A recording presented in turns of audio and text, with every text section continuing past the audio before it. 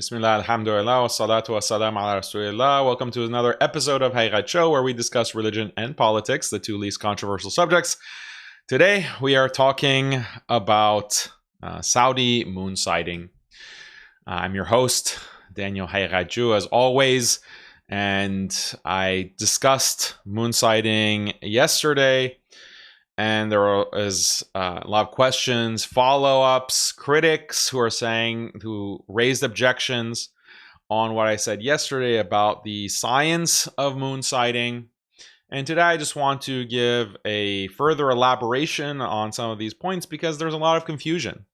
It's a lot of confusion, and I was shocked actually by how many Muslims in my locality in the United States are fasting today. They're fasting despite the fact that yesterday it was impossible, meaning Tuesday night, to actually sight the moon. Like, it's physically impossible. Despite that impossibility, I would say the majority of Muslims in my locality in the US are fasting today. And that disturbs me. And it makes me think that there's clearly a disconnect in understanding not only the fiqh, okay, put that aside, but the science, okay, the science of moon sighting and what it means to sight the moon. These things, there's pretty much no literacy on this. There's no literacy, and that's what's causing the confusion. People are following authorities who are very deceptive, okay, about their claims. And yesterday I pointed to two examples, mentioned Saudi. I also mentioned the Fiqh Council of North America, led by Yasser Qadi. These are they are deceiving the Muslim masses by the statements that they make. And I'll go through that in more detail today so you can actually see, like, well, what is the deception? Like, what is the sleight of hand here? And that's why I think it's like appropriate to accuse them of lying.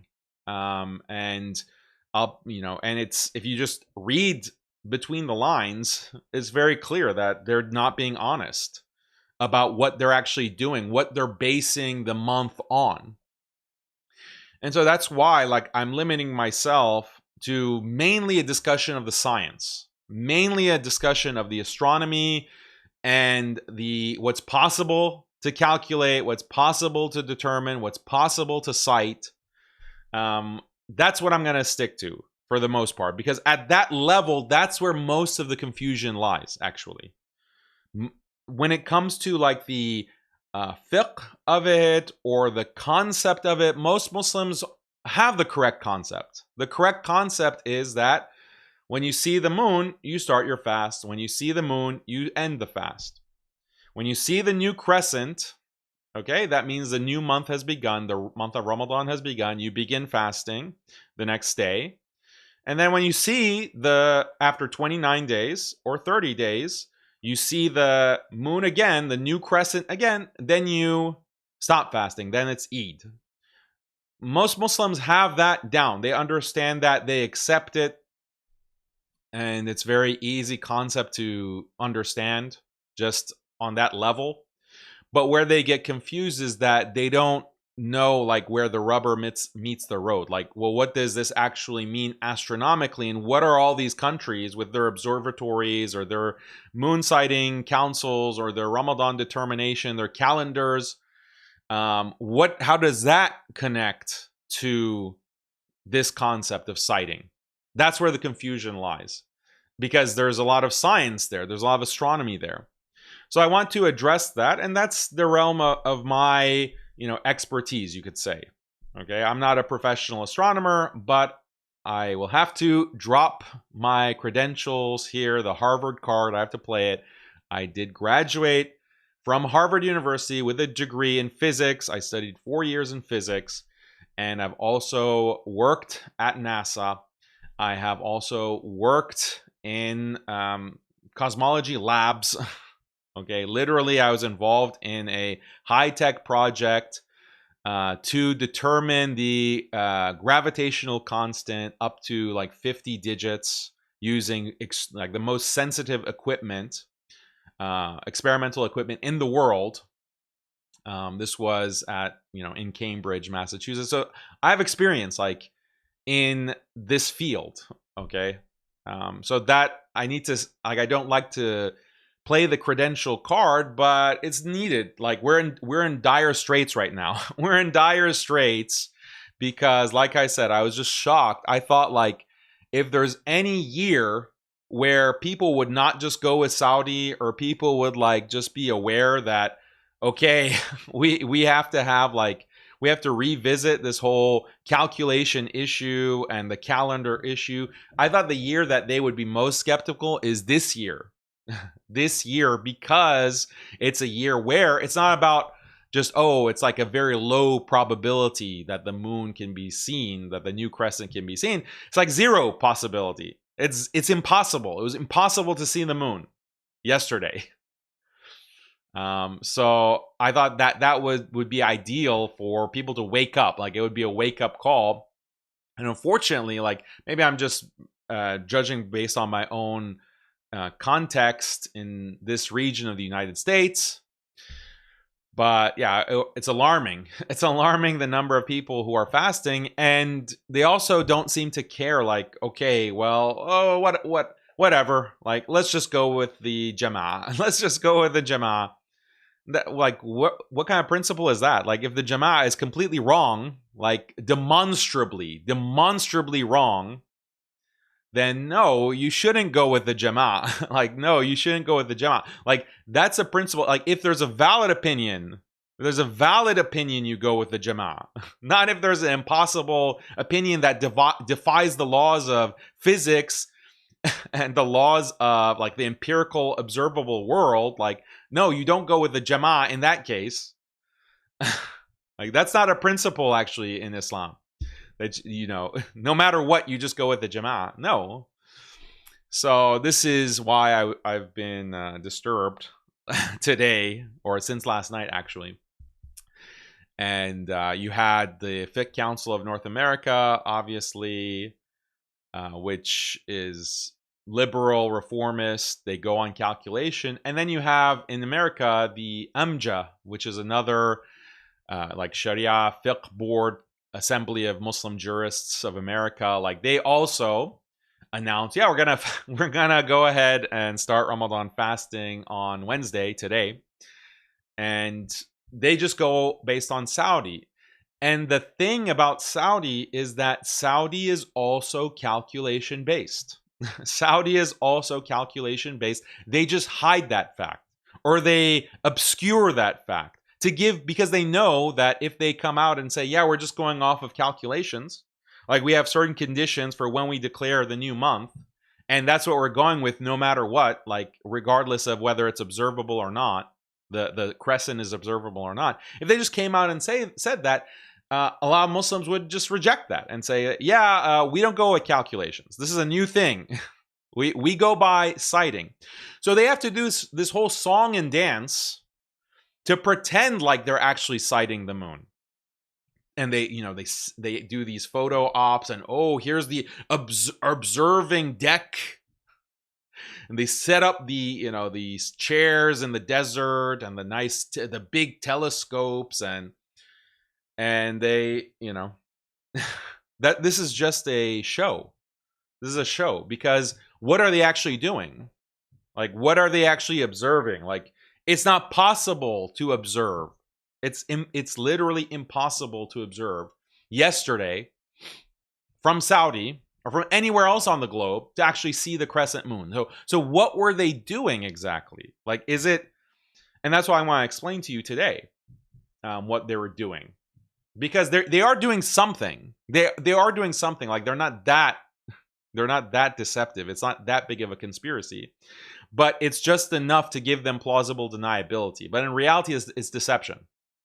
I'll explain exactly how that is, and I'll show you the evidence of that. So that's what we're going to talk about today on the show. And if you want to submit a super chat, go ahead and do so. I'll be reading your super chats and commenting. You have an objection, you have a question, you want more information, the super chat is the best way to get that answered.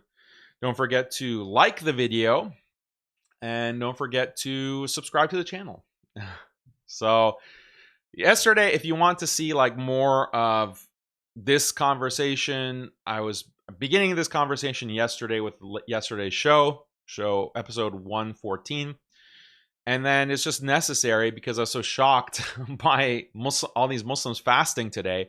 Okay, well, let's elaborate. Let's give a more organized presentation. Let's address some of the common objections that come out. Some of the objections actually were raised in the last episode. So I want to just address these things, inshallah. And so I prepared some slides. Okay, this is like a crash course. This is going to give you like the basic astronomy, the basic science, and the basic distinctions that you need so that you're like an educated consumer. Like you can begin to, you can smell the BS, okay, after watching what I'm going to present to you. Because that's the thing I pointed out on Twitter and also Telegram earlier this morning, said that, look, the main reason, I think the main problem that a lot of Muslims have is that they just don't understand the phases of the moon. They just don't understand the phases of the moon, what a crescent actually is, like what a crescent actually means, how the crescent evolves, like what does visibility of the crescent actually amount to. Like these are the things that people are not aware of. And so that's what we need to address. So first of all, let's just establish real quick, very basic, that Allah says, so whoever among you witnesses the month, let him fast it. So in Surah Al-Baqarah regarding Ramadan. So it's witnessing. Witnessing, and the different tafsir discuss this. Shahida. فَمَنْ شَهِدَ مِنْكُمُ الشَّهْرَ فَلْيَصُمْهُ. So whoever witnesses it. Okay, and then later in the same surah, they ask you about the crescents. Say they're the time markers for people and for Hajj. Okay, ahilla. Okay, the plural of hilal. So whoever, they ask you about the hilal, they're time markers for people and for Hajj. Okay, so what is the hilal? The hilal is a crescent. Okay, the hilal is a crescent of the moon, but the moon is a sphere. A moon is a sphere, and you can tell that it's a sphere. It's a three-dimensional sphere. But the crescent is the illuminated part. The hilal is the illuminated part of the crescent. So that's important. Like that's an important distinction, as we'll see. Also, the hadith recorded in Sahih Muslim, and also variants in Bukhari, for example, observe fasting on sighting it. Observe the fast on sighting it, meaning the new crescent, and break your fast on sighting it. So when you see the hilal, then you start fasting, and when you see it again, you break it. But if the sky is cloudy or it's obscured, then you complete the number of the previous month. So the previous month, Sha'ban, it could be 29 days or it could be 30 days. So if one day is cloud, like if you're on the 29th day and that evening it's cloudy, then just assume that you're going to complete the 30 days and you're not going to start fasting the next day. You're going to fast the day after that. Okay? That's what it means to complete the 30 days of the previous month, of the month of Sha'ban. Okay, because the lunar month, the lunar calendar is different than the solar calendar.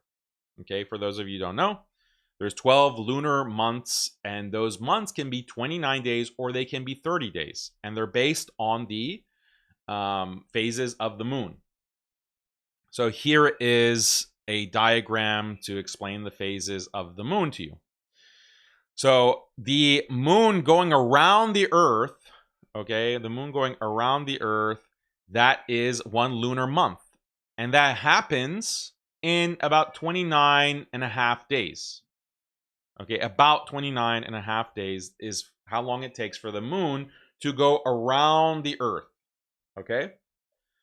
So as the moon is going around the Earth, like the moon is always going to be illuminated halfway, you know, as you can see from these pictures, okay, this diagram.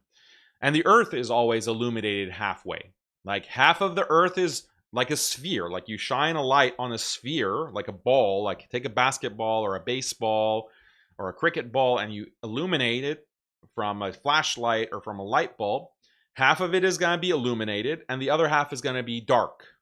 Okay, so that's always the case for the moon, for the Earth.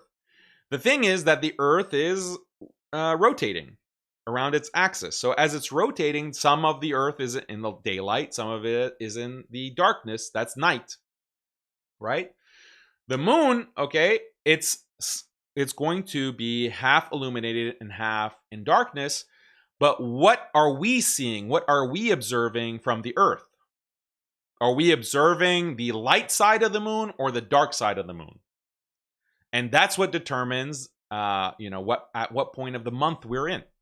So when it's a full moon, okay, on the left side here of this diagram, it's a full moon. That means we're seeing the full illumination, the full light side of the moon that's facing the Earth. And we're seeing it at night.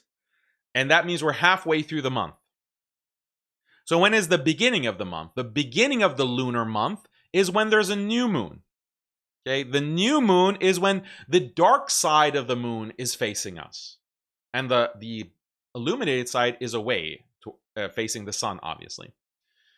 So basically the new moon is when the moon is between the Earth and the sun. Okay, so the sun here, like on this, that's represented by the yellow arrows on the right side.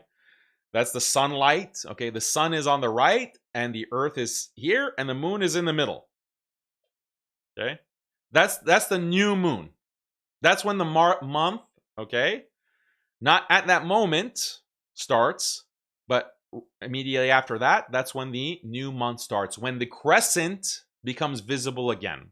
So if you look at this rotation, okay, it's basically at the upper right, between the new and the waxing crescent, okay? The waxing crescent, like that's where there's a slight sliver that starts showing of light on the moon. That's what we observe from the Earth, okay? And what that looks like, here, I'll just show you this. Okay, this is what it looks like. You see this tiny crescent? Like this is 16 hours or 18 hours after the new moon. Okay, do you understand that? These are 4 different images. These were taken today, but in the Gulf, in Saudi. Okay, so the moon is like about 18 hours old, but like look, like this, the age of the moon, okay, the beginning hours, like where's I want to show like my cursor, but it's not gonna show. Okay, so I'll just use this.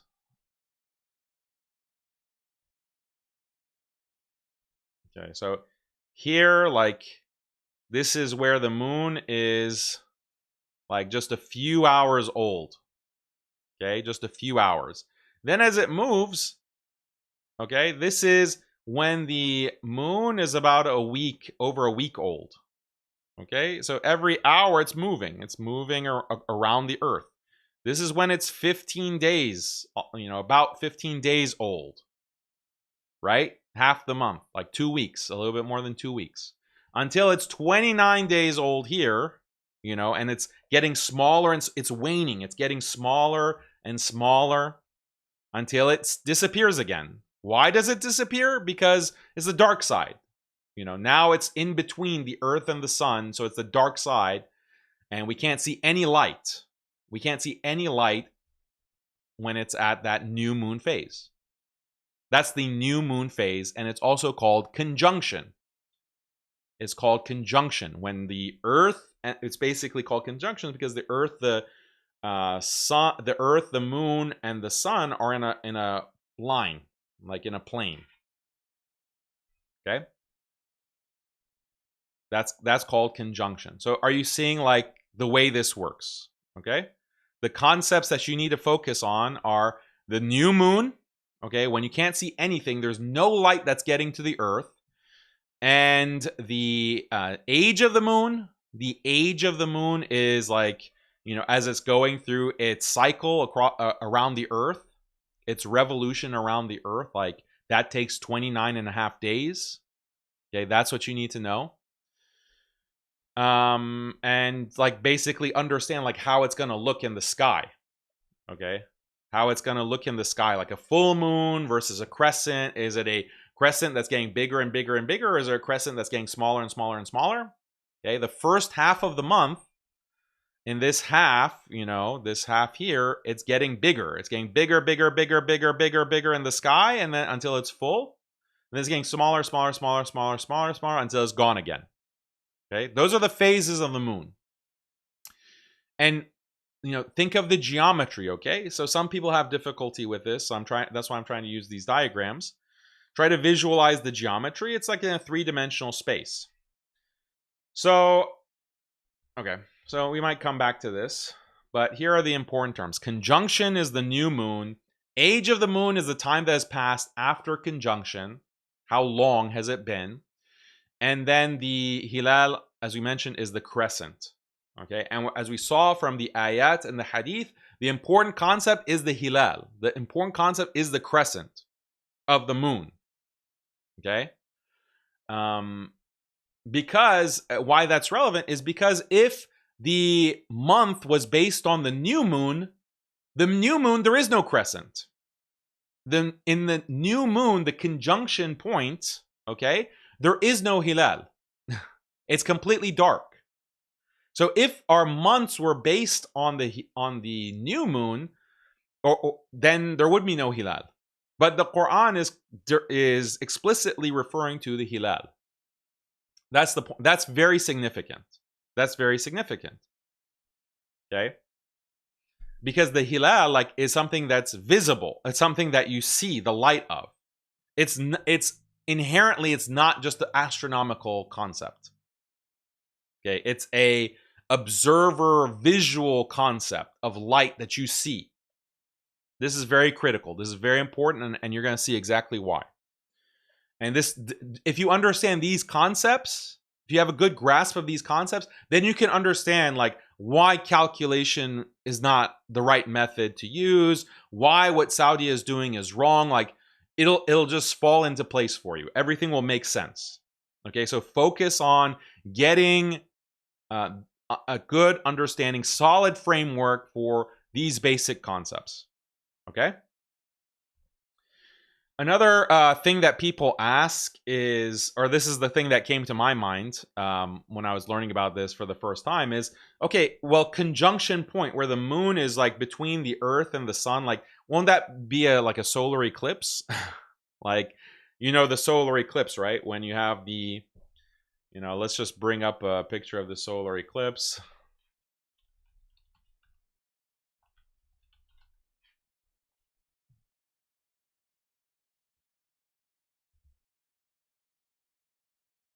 For those of you who don't know.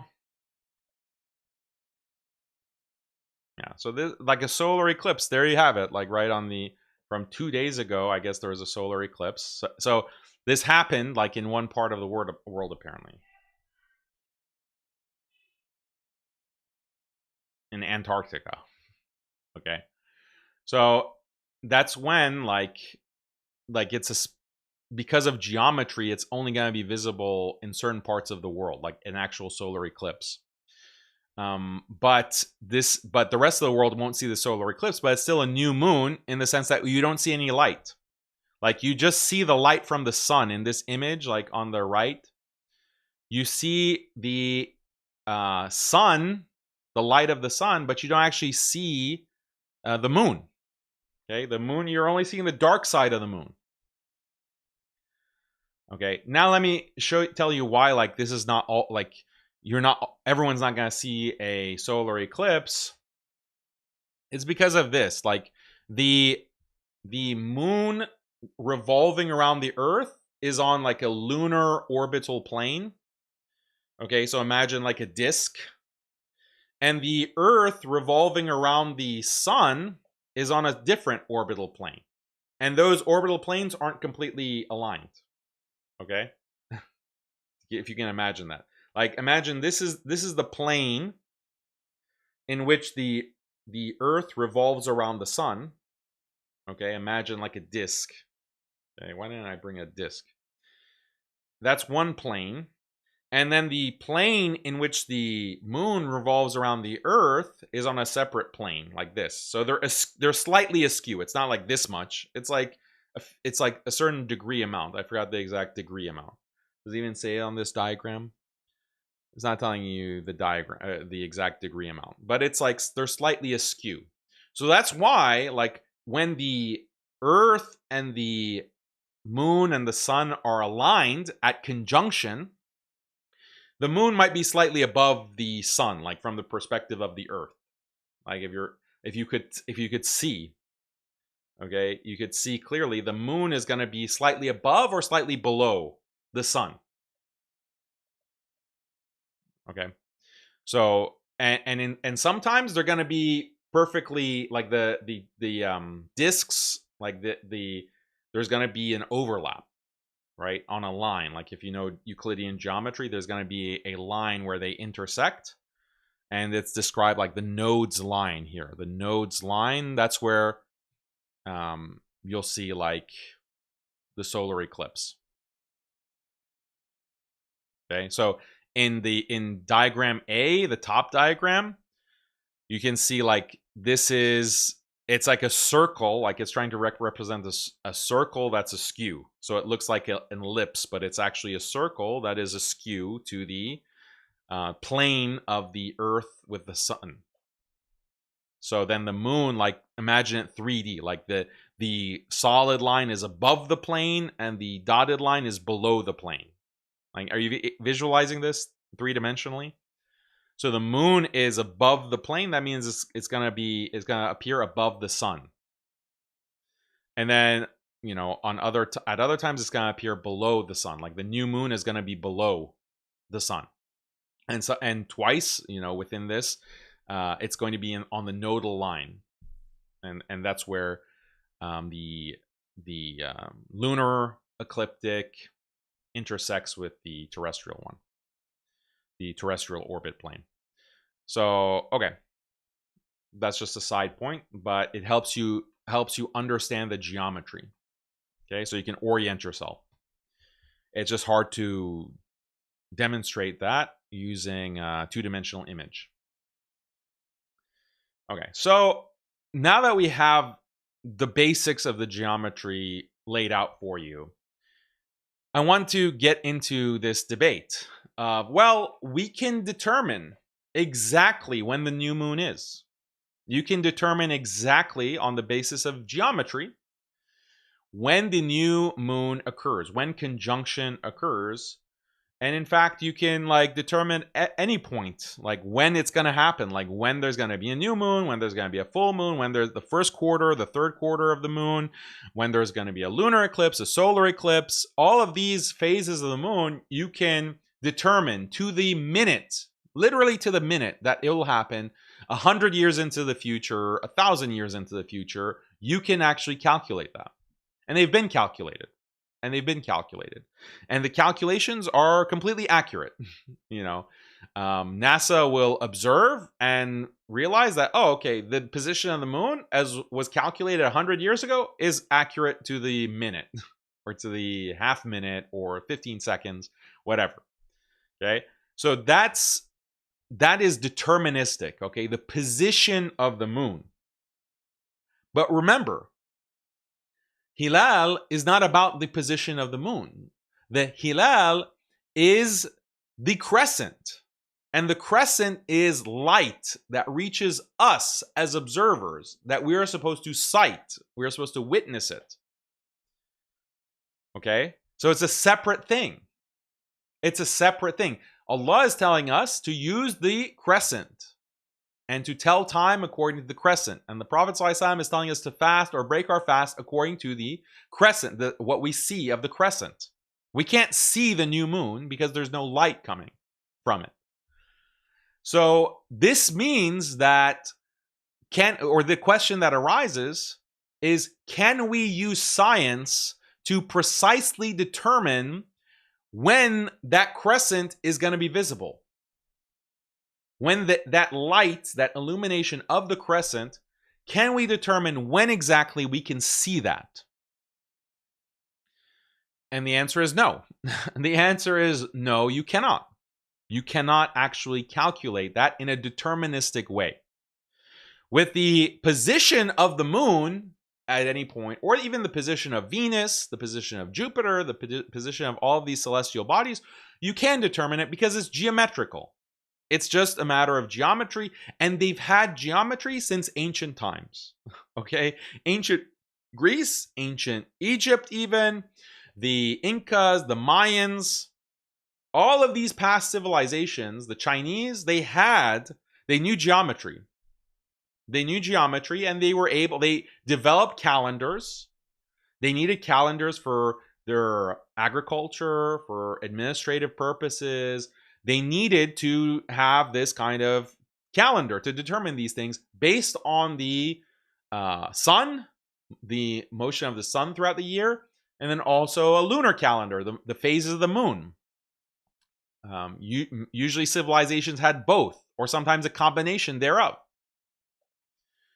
So, and how are they able to have these calendars when they don't have like space technology, and they don't even know what gravity is, and they don't know like even like the theories of motion, like Newtonian dynamics? They'd have no clue about that. How can they know?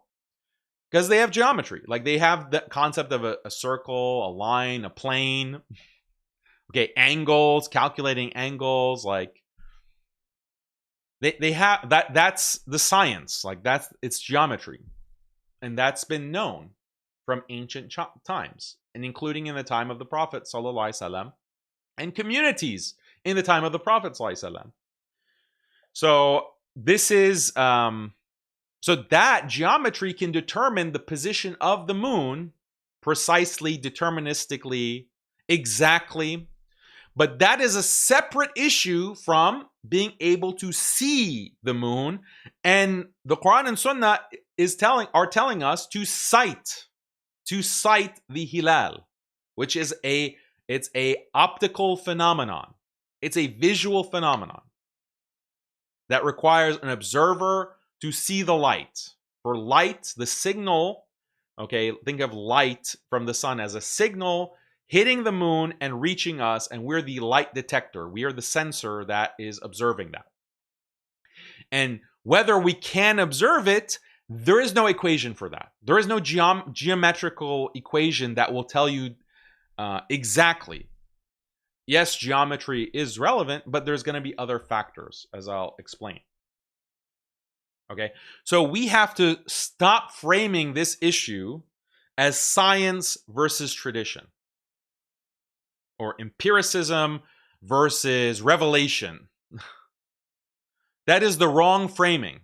That is the wrong way to think about this.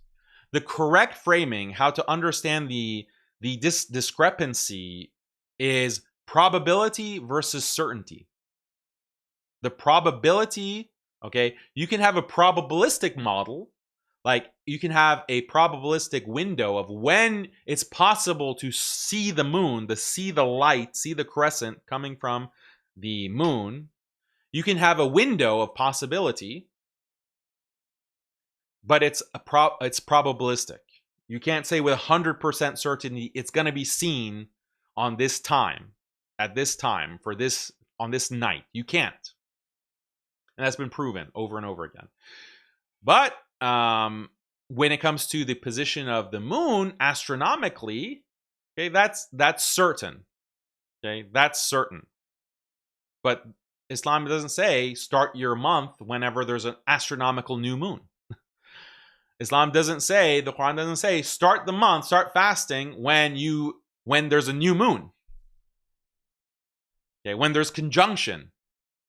That's not what the Quran and Sunnah say. So we have to correctly frame the issue. Okay, the calculations that they're using, they will claim, like many people will incorrectly claim, that it is a matter of certainty. We can certainly determine that the moon will be seen on this day and at this time. And that's why we can have a calendar in advance. And we can know when Ramadan starts in advance. We can know when Eid is in advance. But this is a lie. This is wrong. You cannot deterministically calculate exactly when the moon, when the hilal is visible. You cannot. Okay? Even the most advanced scientists cannot do this. And it's very clear why they can't. And whoever says that they can is ignorant. Is ignorant and doesn't, or is conflating what's astronomical, like the astronomical geometry, versus the hilal visual observation. They're conflating, they're pretending like these two are the same thing when they're not. The moon might be in the sky at a certain position, but that doesn't mean you can see it.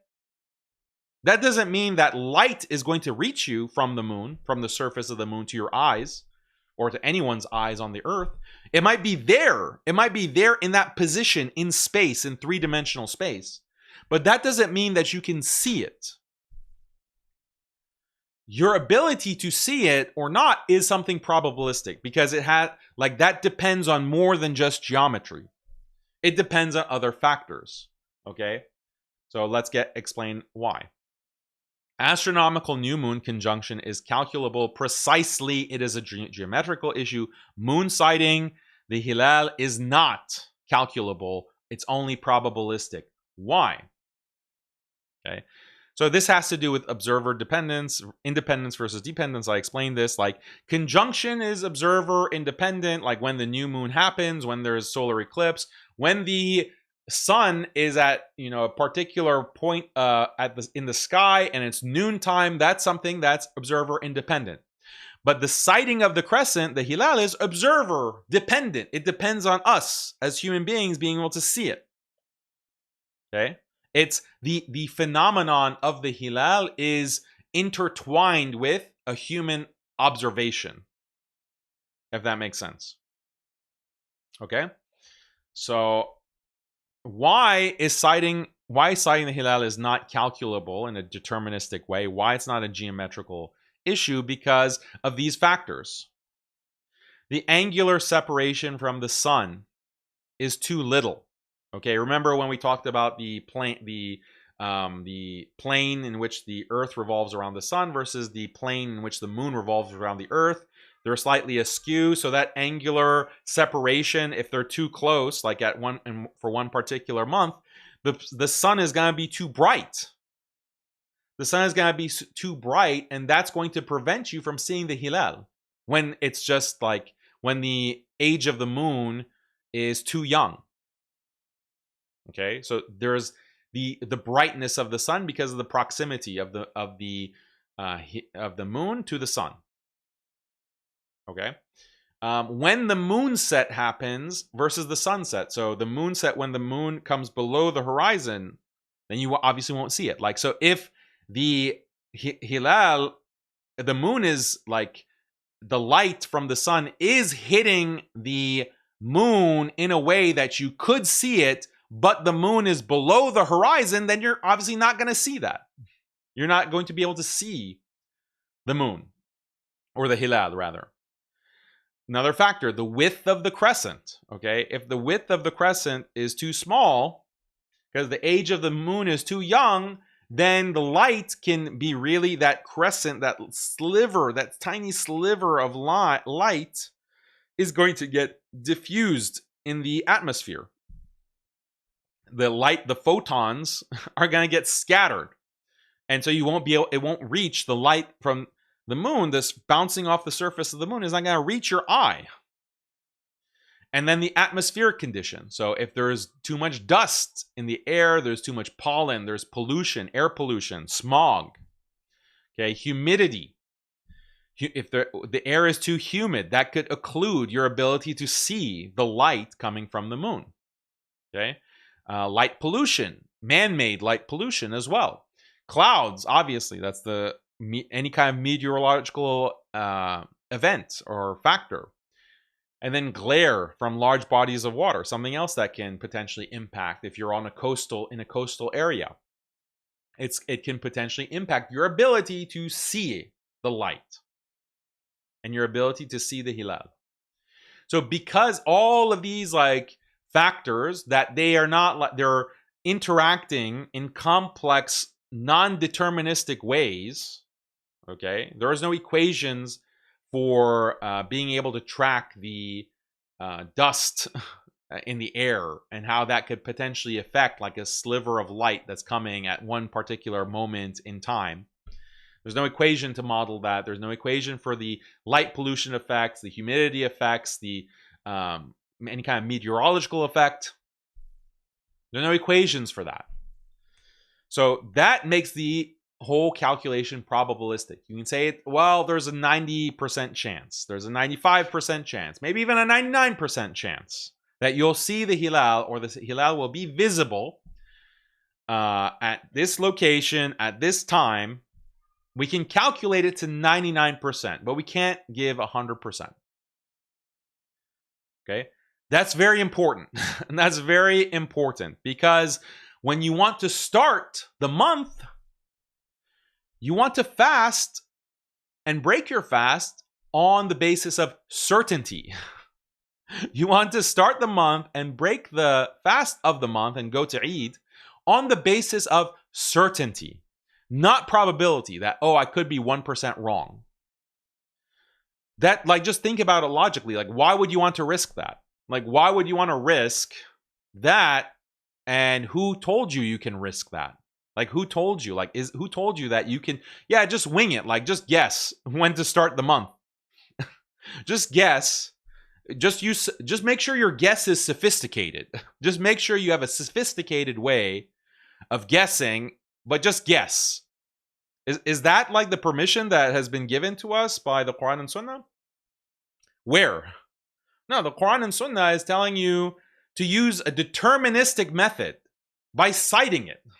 Because when you see it, then it is determined. There is certainty on that. Okay, there is certainty on that.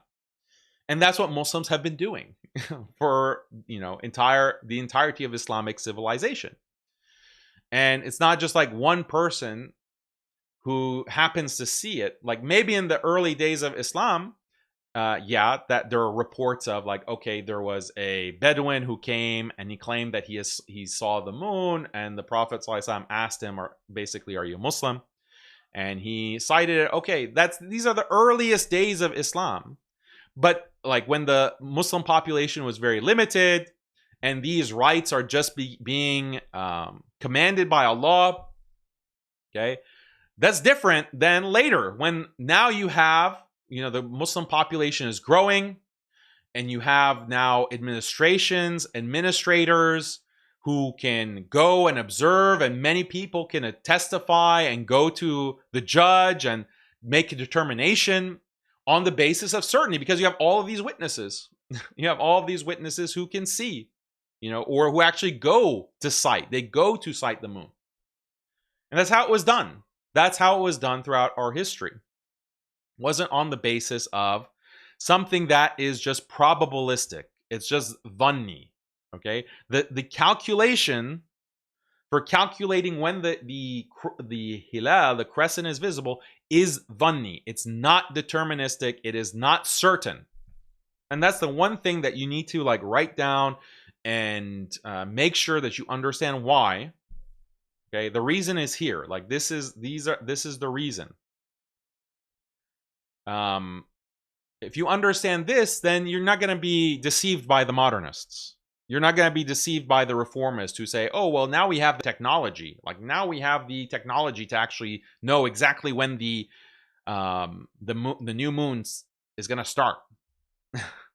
Now you know that that's a complete lie. That's either a deliberate lie or it's a ignorance. It's not the case, okay? You cannot deterministically know. You can only give a probability. And even if it's 99% probability, and typically it's not even close to that kind of percentage probability. Even if it's 99%, why do you want to risk? Like, you're fast. One of the pillars of Islam, Siyam, why do you want to risk that on the basis of 99%? Like, what reason do you have for that? Why? Like, why? Why would you do that? Why would you do that? Even assuming that there has been given permission for you to do that. Why would you? Why would you? And in fact, there's not permission for you to do that from the nusus, from the Quran and Sunnah. So that is the main thing that you need to understand. Okay, and this slide is just reiterating. So astronomy through geometry, you can calculate the new moon at conjunction. You can calculate where the moon is going to be in the sky, like astronomically, but that doesn't mean that you can see it. Okay, you can calculate where Jupiter is going to be. You can calculate where Venus is going to be, where a faint star is going to be, Alpha Centauri is going to be in the night sky, where a specific constellation is going to be. You can calculate that. Okay, like the Big Dipper. But can you see it? That's a separate issue. Okay, that's a separate issue. So astronomically, on the basis of geometry, you can tell exactly where, but that doesn't mean that you'll be able to see it with your eyes, because the visibility depends on those factors that we went over. You get it?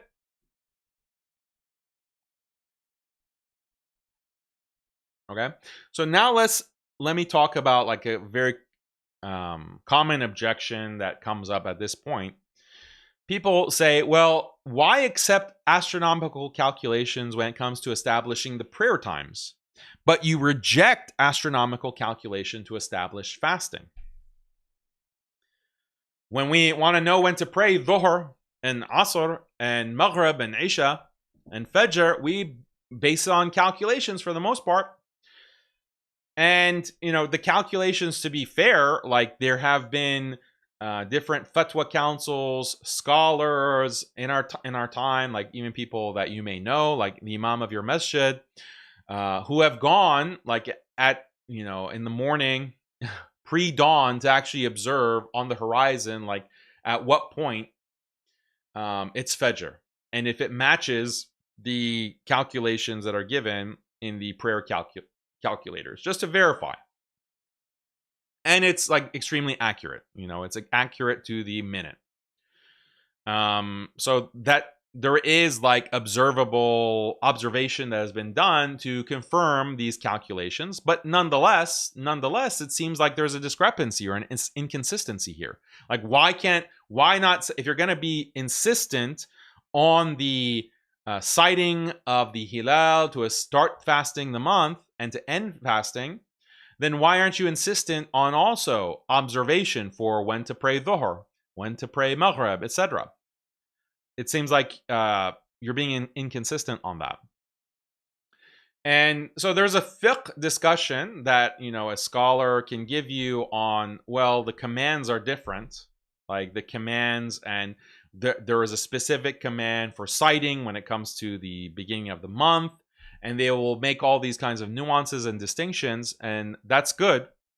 But you can also understand, like, you can also address this question from a scientific basis or astronomical basis. Okay? The answer to this question from an astronomical basis is that these are different astronomical phenomena with different criteria to establish that they've happened, that they've taken place. Okay? So what is the difference? Okay, and this is something that, a distinction that I made this persistent versus ephemeral. I'll explain what that means, but I think that really captures the difference. Okay, so when it comes to the prayer times, they're based on persistent state changes. Okay, like for example, Maghrib. Maghrib is when the sun, it goes below the horizon, right? So the sun moves past a certain point in the sky below the horizon. When that happens, it's like a state change. It's like an on-off, right? It's sun above horizon, sun below the horizon, okay? And that happens at a certain point of time, but as time passes, your certainty only increases that that happened, that the sun has crossed the horizon, it is below the horizon. Every minute that passes, you are only more and more certain that that has occurred. And it's a persistent state, okay, that lasts. Okay? So that's a persistent state change. Ephemeral event is like a limited window to potentially see that celestial object, okay, the light from it being able to reach you. If the window passes for when you can see that object and you haven't seen it, then there's no certainty that it actually happened. So if you don't actually see the hilal in that particular window that you could be able to see it, after conjunction, then there's no certainty. As more time passes, you can't be certain that it was visible and you just missed it, or it wasn't visible at all. Okay? So it's an ephemeral, it's a passing event. It's a passing event that may or may not occur. That light may or may not, that hilal may or may not have been visible. But if you missed it, then you can't know. Like you can't be certain that it actually happened. But with the sunset, with Fajr, with like noontime, Asr time, like those are, they're persistent state changes.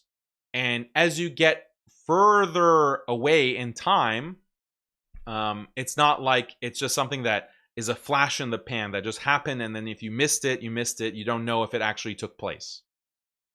Do you see the difference?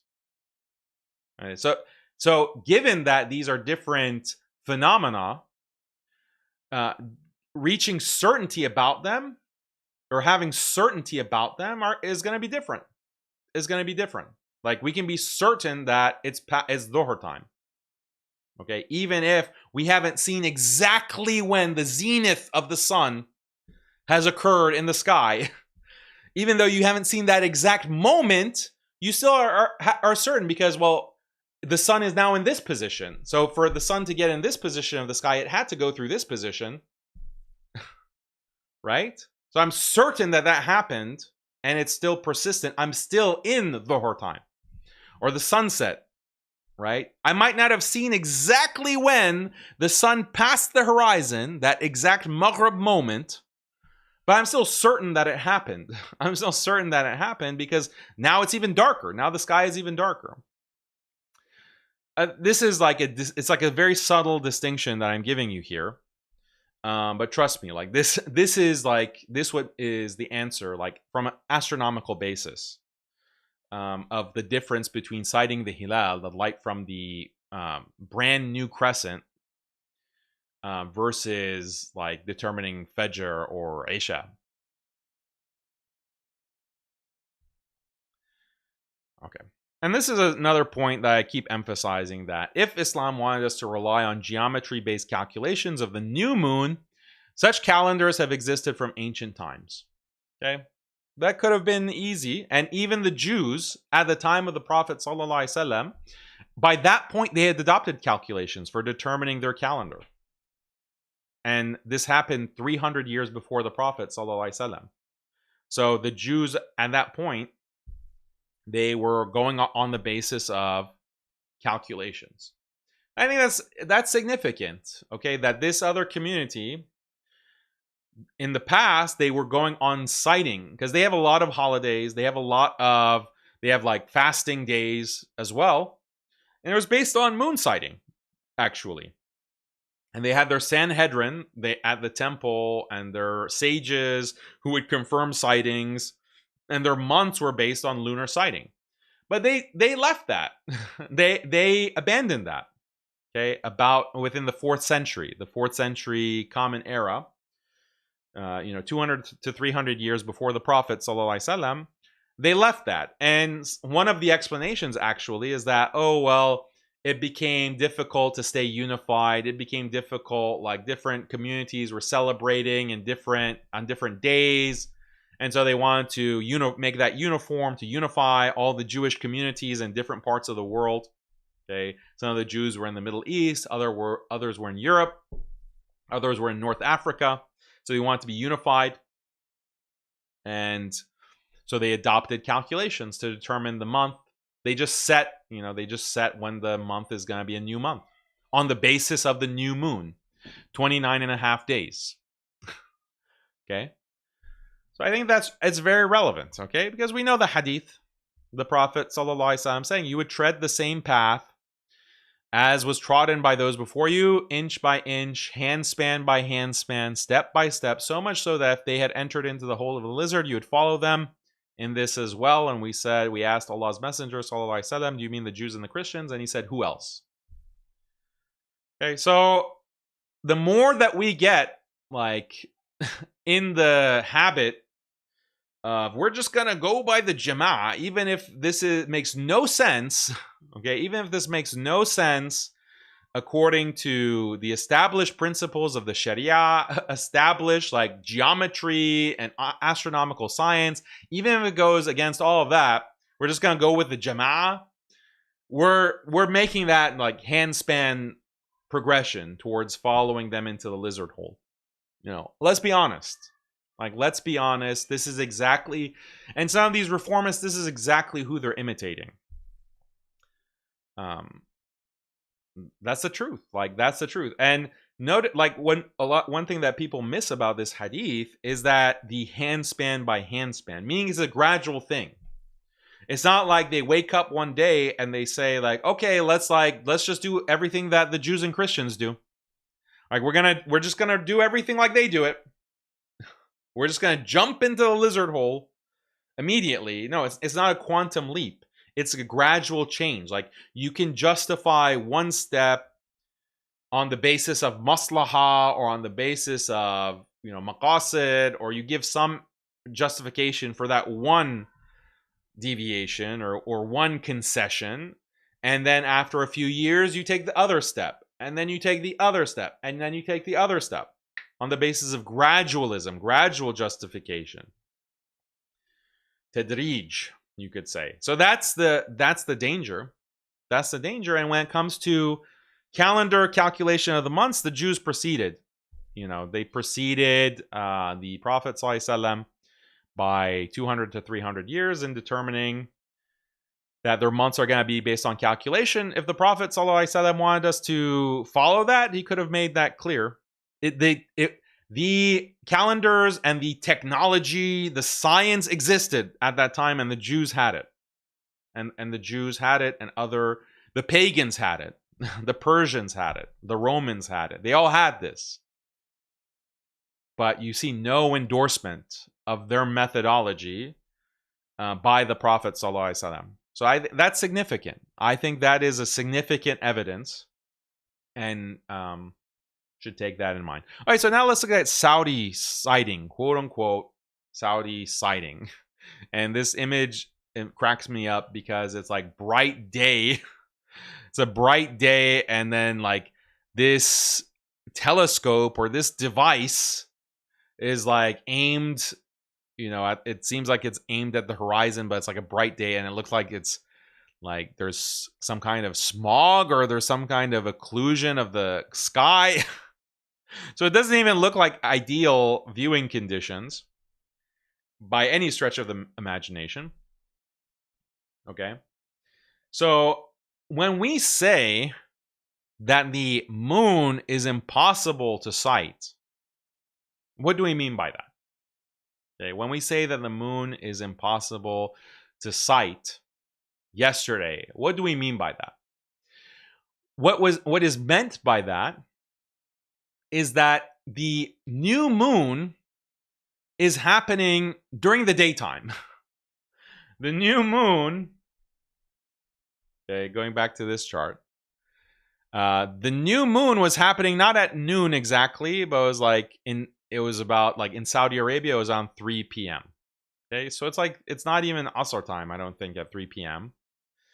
It's still Dhuhr. The new moon is happening at that time. So until Maghrib, okay, until Maghrib in Saudi, it's going to be like 4 hours, okay, 3 to 4 hours.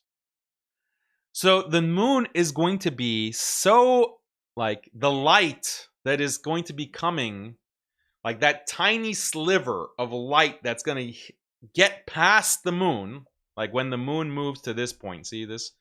Like when the moon gets to this point here, there's going to be such a tiny sliver of light, but it's going to be too bright. The sun is going to be blasting in the middle of the day for you to be able to see it, to be able to see that. And even until Maghrib time. And then past Maghrib, the moon is going to set. The moon is going to be below the horizon, so you wouldn't be able to see it when the sky is dark because the moon is already below the horizon. So it's impossible. And the kind of impossibility that we're talking about, this is like the analogy that is given by like Project Ihya, which I referenced last show. They have a series of articles. Sheikh Musab has a series of articles on Project Ihya. I'll show you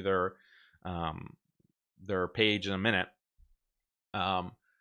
The analogy that they give is, imagine that you are in a like you're standing outside of a swimming pool, a massive Olympic-sized swimming pool, and swimming pool full of water, and there's an eyelash somewhere on the pool, an eyelash, eyelash on the water of the pool, and it's also night, so there's no light.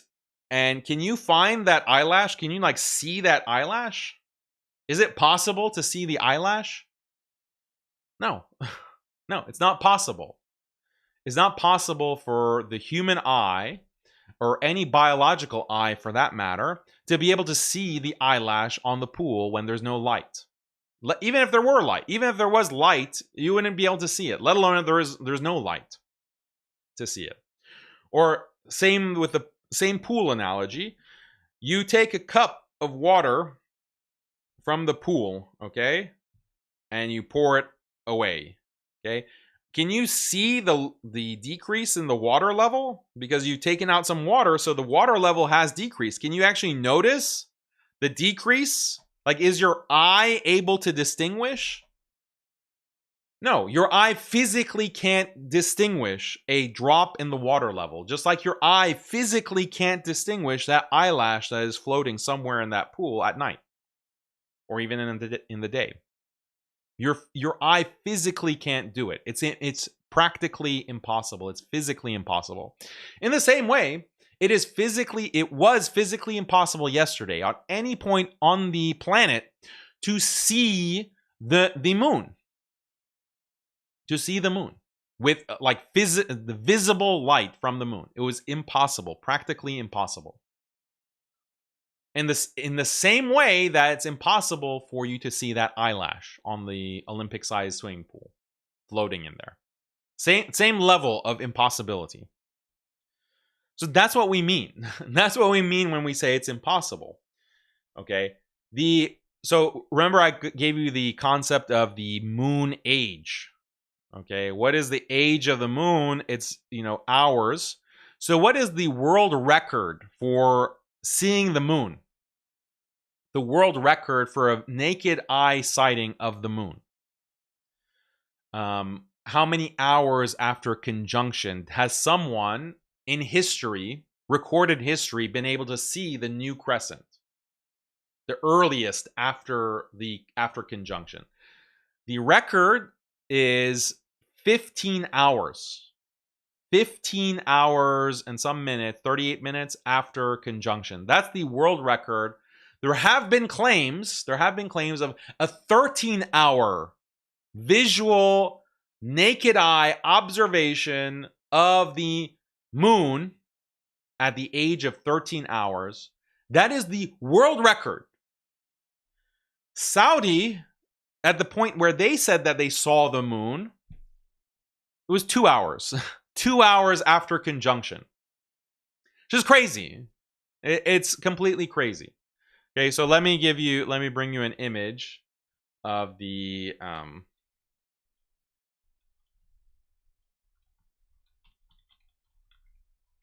so you can have a understanding of how, like, what we're talking about, like how thin of a line.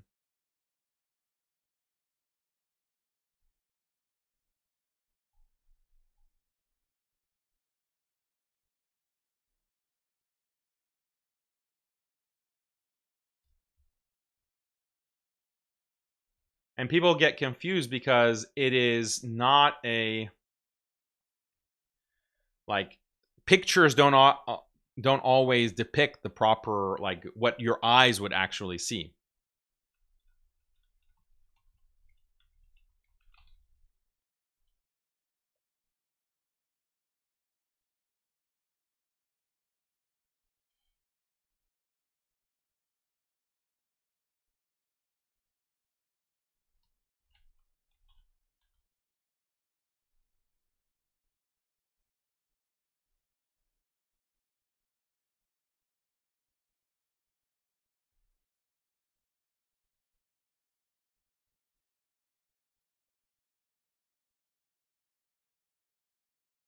People often use this image.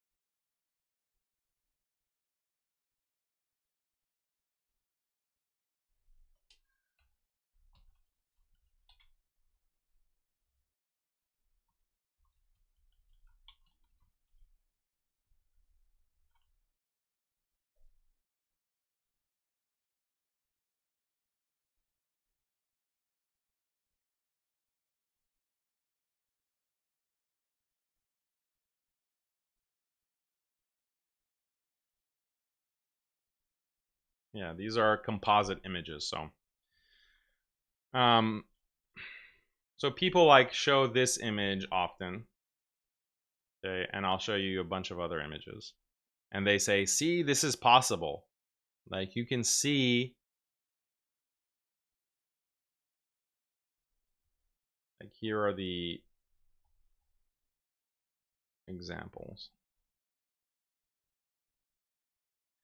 Okay, so these were captured today, like earlier today, in these different Gulf countries, Bahrain, the UAE, Saudi, and okay, there you go. There's the crescent. But these were captured during the day, today, not yesterday. And furthermore, this is not a visible light image. These are composite images looking at the infrared light coming from the moon. Okay, so this is another physics concept. So you know light is a spectrum. Okay, so the electromagnetic wave of light. You have the infrared portion of the spectrum. You have the visible light portion of the spectrum, and then you have, like, ultraviolet, X-ray portion, or even cosmic radiation. Okay, so light, there's all kinds of electromagnetic radiation around us. If you don't know this, like, you have the Wi-Fi, internet, you have radio waves. Okay, all of that is surrounding you, but you don't see any of that, right? You don't see, like, the radio waves bouncing off your walls, okay, or the 5G signal. You don't see that, but it's electromagnetic waves, right? Because they're not at a frequency that your eye can detect. What you can detect is the visible light, or the wavelength. Like, the wavelength of visible light you can detect. Okay, so that's the, the colors of the rainbow. And there are certain animals that can detect different parts of the spectrum of light. So infrared. These are infrared images. Okay, it's like a heat signature. This is, if you pointed the telescope or the device, the optical aid that you're using, you wouldn't be able to actually see this. It's infrared. It's not in the visible spectrum. So if you portray this, if you like take these images, like this is like how thin the crescent was today. Today, during the day. In the daytime, you wouldn't even be able to see the crescent at all. But because they're using like not only like this infrared, but also composite image techniques to create these images, this is how thin the crescent is. Now imagine like yesterday when Saudi claimed to have seen it. There's no way. There's no way. Even infrared might be questionable if they could have seen it using infrared technology, let alone visible sight with your eyes, or even with a telescope, okay, a normal visible light spectrum telescope. And because it was impossible. So what is the game that they're playing then? And these are the observations from this evening, like some hours ago, like 5 hours ago. These are the images. Like this is the hilal. This is the hilal, meaning that the first day is Thursday. That's the first day of fasting. This was not visible. No one saw this. No one could see something like this yesterday. Yesterday, Maghrib, after Maghrib. No, it's not possible. Okay, because the crescent would be too small and it was too close to the sun. The age of the moon was too young. So if someone says that they saw it at 2 hours or 3 hours even, they would be beating the world record by a factor of 4 or 5. And the analogy that was given yesterday is that if someone comes to you and says that, hey, guess what? I beat Usain Bolt's world record 100-meter dash. It's like, wow, you beat it? Did you beat it by a hair? Because Usain Bolt, he ran the 100-meter dash in the world record 9.58 seconds. And that record has stood for, I think it's been over a decade now. And it's very difficult to get a world record in the 100-meter dash. If you beat it, like you'll beat it by hundredths of a second. Maximum a tenth of a second. Maybe if someone came and said they beat the world record, instead of 9.58, they ran it in 9.5. Okay, that's possible. It's plausible that could have happened. But if someone says they came and beat Usain Bolt's world record by 6 seconds or 5 seconds, I ran the 100-meter dash in 2 seconds or 3 seconds. Okay, that's impossible. Like that is actually impossible, and we are not going to take your claim at face value. You need to have a lot of evidence to justify that you actually ran it in 2 seconds or 3 seconds. But that's what Saudi is claiming. That's what Saudi and Afghanistan and some of these other countries, the few, that's what they're claiming. And this is not acceptable. This is not acceptable for people to follow that or to accept that. When you're blowing the world record, the historical world record for moon sighting, completely out of the water. You gave the jumping analogy, like how high can you jump? Someone says I can jump 20 inches, I can jump 30 inches, I can jump 40 inches, I can jump 50 inches. Okay? At 50 inches, that's pretty much the limit that humans have been able to reach. And if there's advancements in strength training and nutrition and whatever, maybe even genetic engineering, maybe they push it to 52 or 53, maybe 60. But if someone comes and say, no, I can jump 5 times higher than that.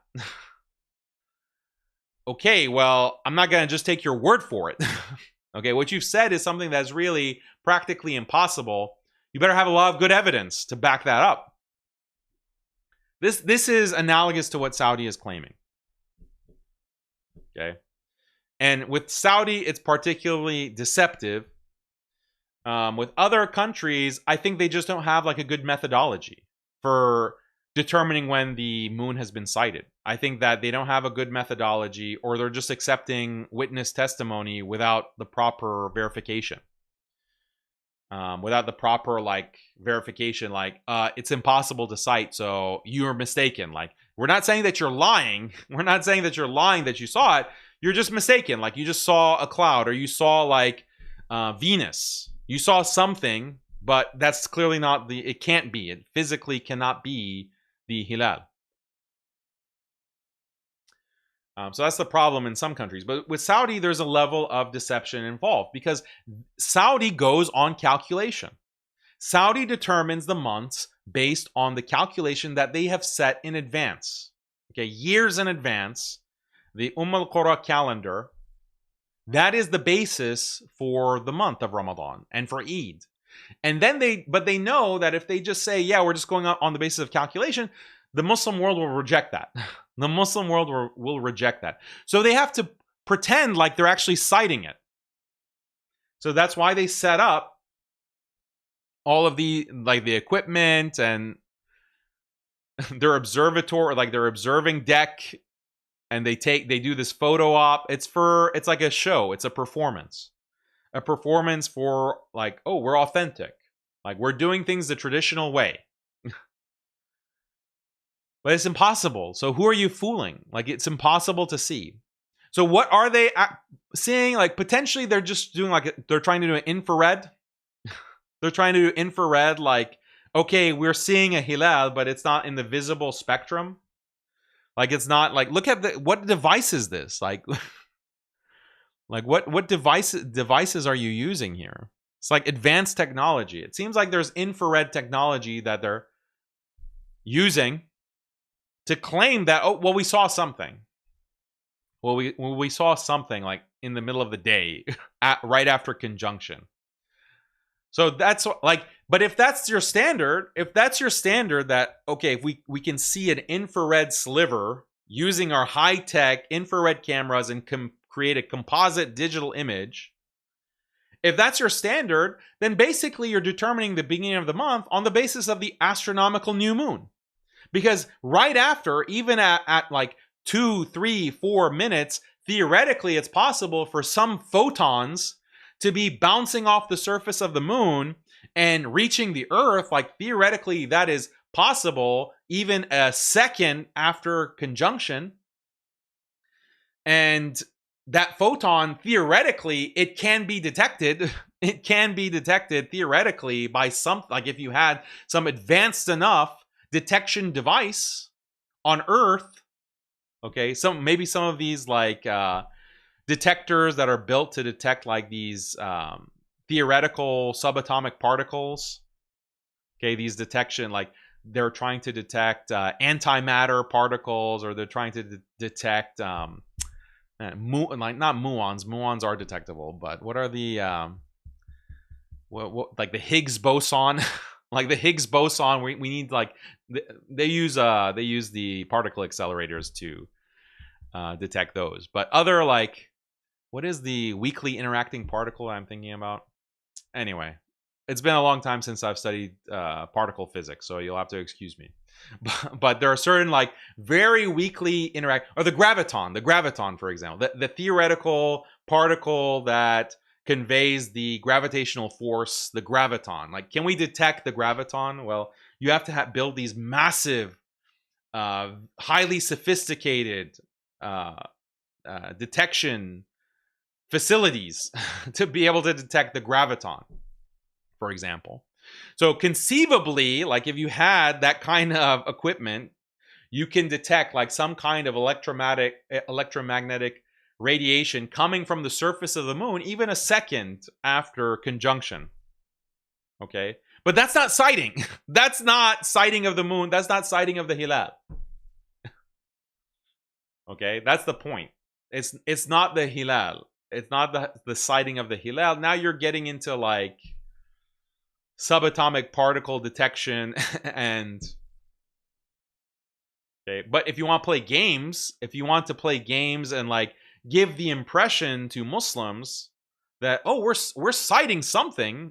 We're citing the hilal, we're citing the moon, and you want to play word games and you want to do this song and dance just so that you can justify your predetermined calculation, okay? Because they have a calculation on the basis of when the new moon happens and sufficient time has passed, okay, a certain set amount of time has passed, and it's prior to moonset or whatever, or sunset, then that is the beginning of the month. Like they have a formula and they calculate, and that's why they've determined like the calendar in advance. But you want to give the impression that, oh, we're doing the sightings, guys. Look at the telescopes we've set up and the observatory we've set up. You're just playing games. You're playing games with people, and this is dishonest. And you're giving the Muslims the impression that you're actually observing a crescent. If they actually explained what they're doing, they would know that the jig is up. The jig is up. People would know, okay, you're just calculating, and we don't accept that. So they can't be transparent about it. Like they don't release the data. They don't release the data. And all these countries that are announcing, they don't release the data now, do they? They don't release the actual data that they're observing. Why not? Why not? They do it right after. Okay, they release data the next day, and oh, now we can see the hilal. Oh, look. And even this is infrared. Like, why can't you do that if you have that? Why couldn't you release it yesterday? So notice that, we're being very consistent. Like the whole time, at no point have I said that we don't abide by science. We don't abide by the science. Science has no place in this discussion. No, the whole time we've been talking about science. The whole time we've used the standards of science. The standards of what is geometrically possible, empirically possible, your sense data, your ability to see, like everything that we've talked about. That's why I said the framing of, oh, this is science versus tradition. Like that is the wrong framing. That is the wrong framing. Okay. The correct framing is what is probabilistic versus what is certain. Okay. And when it comes to what the goal is to actually sight the moon as the Quran and Sunnah command, to cite it, the hilal,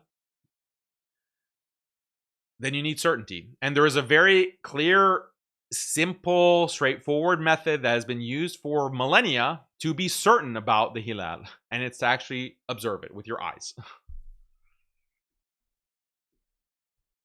Despite the fact that these geometric methods, the probabilistic methods, they existed. They have existed since ancient times. So, okay. The new technology. And then like this gives you a sense like of how confused the issue is. Like the UAE, this is reported. UAE sends AI equipped drones to spot Ramadan moon. Okay. So they're playing games with what sighting means. So have you really sighted the hilal if it's a drone that is using AI to create a composite digital image? Like, why not just send like a satellite into space and detect photons bouncing off the surface of the moon and call that sighting of the hilal? Like, you're just bending what the concept of sighting is. You're bending the concept of what the hilal actually is. And people, I guess, don't know better than, and that's why they don't call them out more vociferously, like more aggressively, like this is unacceptable. So this is visible eye. This is the evening visible eye sighting. Look how thin that is. And so, some people are saying this is like fat, like this is a fat crescent. Like what? This is a very thin crescent, and thinner than this, like,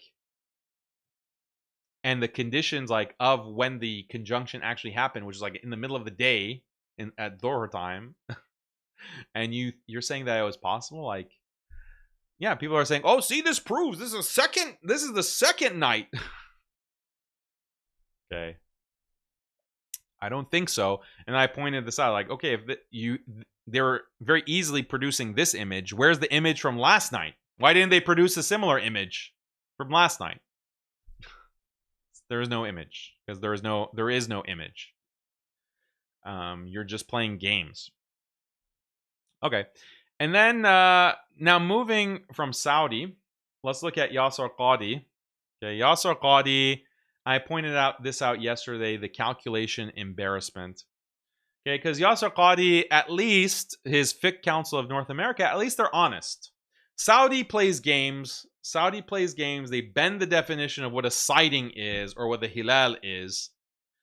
But at least Yasser Qadi and the Fiqh Council of North America, they're honest. They say we have a criteria based on calculation, based on geometry, basically. And that's what we use to determine when the month starts and when it ends. And that's why we can announce it in advance. Okay. So this is what they claim. They say the Fiqh Council of North America has historically used the criteria of the European Council of Fatwa and Research, which are that somewhere on the globe at sunset, the elongation should be at least 8 degrees and the moon should be at least 5 degrees above the horizon. Geometric conditions. If these conditions are met, then it is certain that the moon is above the horizon and will be visible somewhere on the globe. It is certain. Okay, that's their condition. So they claim that they have certainty. That's why we can determine in advance when the hilal is visible. Okay, but this is false. This is a false claim. It is not certain, and they themselves acknowledge this year. Okay, so this is the a few moments later meme. Okay, from SpongeBob, I guess. They say sighting is not possible on February 17th. They admit that. And this was the article. Okay, look at this. This was the article. Here's the claim that I just read for you. It is certain that the moon is above horizon and will be visible somewhere on the globe. It is certain. That's the basis of their criteria, is certainty. Okay? But then later on in the article, okay, in the explanatory note, okay, I read this on yesterday's show. I won't reread it. But they say, sighting is not possible on February 17th. Okay, so then your criteria was wrong. Your criteria is wrong. It's not certain. Okay? At most, it's just a probability. Okay, if these conditions are met, then it's certain that the moon is above the horizon. It will be visible somewhere on the globe. Wrong, wrong, and you admit that that's wrong. You admit that that's wrong. So your criteria does not generate certainty. It does not generate a certainty that the hilal will be visible. And then, I mean, the dishonest part of that, or I guess dishonest is not the right word. Like, the crazy thing about it is that they say, well, we're still going to go with Wednesday being the first day of fasting. Like, we're still going to take it as, even though we acknowledge that the moon will not be visible, sighting is not possible on February 17th. They acknowledge that, but we're gonna still do our Tarawih and we're still going to fast the next day. Like, what? What? Like, who allowed you to do that? Who allowed you to do that?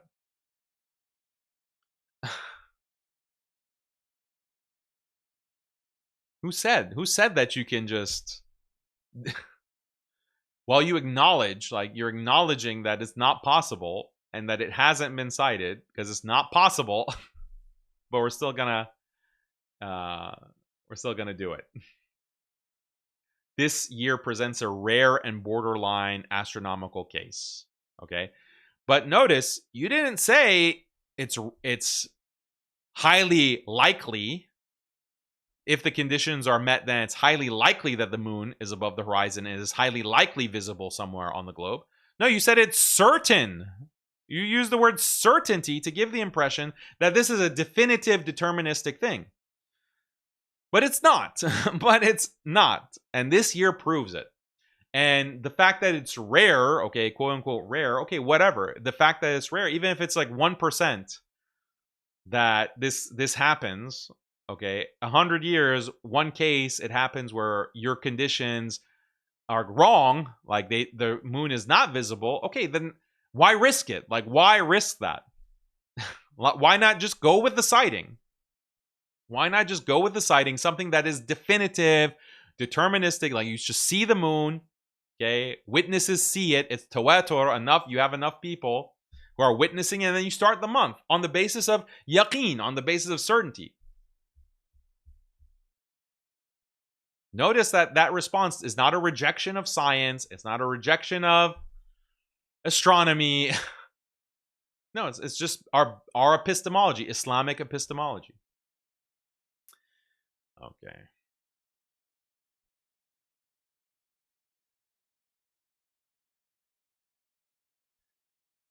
Okay, so now let's go to some common objections to finish this episode. Project Ihya, these are some of the examples I've given you already, and some of the examples I will give you are from Project Ihya. Sheikh Musab has an article series. You can find it linked on my Telegram. But you can just go to projectihya.org, I believe, and you'll see the articles. Here's one objection. Why reject astronomical calculation to establish the month, yet accept astronomical calculation to reject false sightings? This is a common objection. And to be honest, this is something I had trouble understanding as well in the past. Okay. Why are you don't accept the astronomical calculation to establish when Ramadan starts, but you will accept astronomical calculation to reject sightings? What gives? That seems to be inconsistent. It seems that you have two different standards. You use astronomy to reject, but you don't use astronomy to accept. What is the basis of this? So again, this can be answered on, there are fiqh principles that are used, and you can ask a faqih or a trained scholar to elaborate that for you in the most erudite, educated way. But I'm going to explain it from the basis of astronomy. Again, the answer is that calculation does not yield definitive positive sighting, but astronomical calculation, can yield definitive impossibility. Okay? The cases where we're saying that it's impossible, we're not saying that it's just unlikely. We're saying it's impossible. If it were unlikely, okay, that's a separate issue. Like, then you shouldn't discount a sighting just because it's unlikely or like it's a low possibility. There's still a possibility, but it's a low possibility. You shouldn't reject that. You shouldn't reject a witness who comes and says that he sighted the moon. Okay, because it was possible, it was just like very unlikely. But if someone says I sighted the moon and it's impossible, then no, we don't accept that, because the impossibility is definitive. The impossibility is definitive. Okay, but but establishing that the month has begun is going to be dhanni. It's going to be non-definite for the reasons that I gave you. There could be dust, light pollution, the angular position of the moon compared to the sun, the sunset versus the moonset, the weather, humidity in the air, like all those things make the positive establishment of the month probabilistic, non-deterministic. So that's why you can't use the calculations to determine the beginning of the month. But calculations do yield a definitive result for certain things to determine that certain sightings are impossible. So it's just on the basis of what is definitive. Like, just go with what's definitive. Do you understand the distinction there? Like, it is definitively impossible to sight the moon, okay, when it's daytime, like when it's day, okay, it's 3 p.m. It's definitively impossible. Not that it's just unlikely. I think, and I pointed this out on Twitter, I think that people think that when we say that, oh, it's impossible to sight the moon yesterday on February 17th is impossible, they think it's unlikely. What they translated in their heads is, oh, it's just unlikely. And unlikely things happen all the time. Like, for example, the weatherman analogy that I gave. Like, a weatherman might say, tomorrow, 0% chance of rain. The weatherman says there's 0% chance of rain. It's not gonna rain tomorrow. And then you go outside and there's actually drizzling. It's like there's one cloud in the sky and that cloud has water in it and it's raining on you. Has that ever happened to you? Like, yeah, I've actually seen like one single cloud raining. Okay. It was actually interesting. It was raining on like one grave. I've seen this. Like this was a janaza. Okay. And we're burying the body of the person. And it's a bright day outside, a bright sunny day. And there's like one cloud and it's raining on us, like in this grave. That's just something that happened. Okay. That's something that I witnessed myself.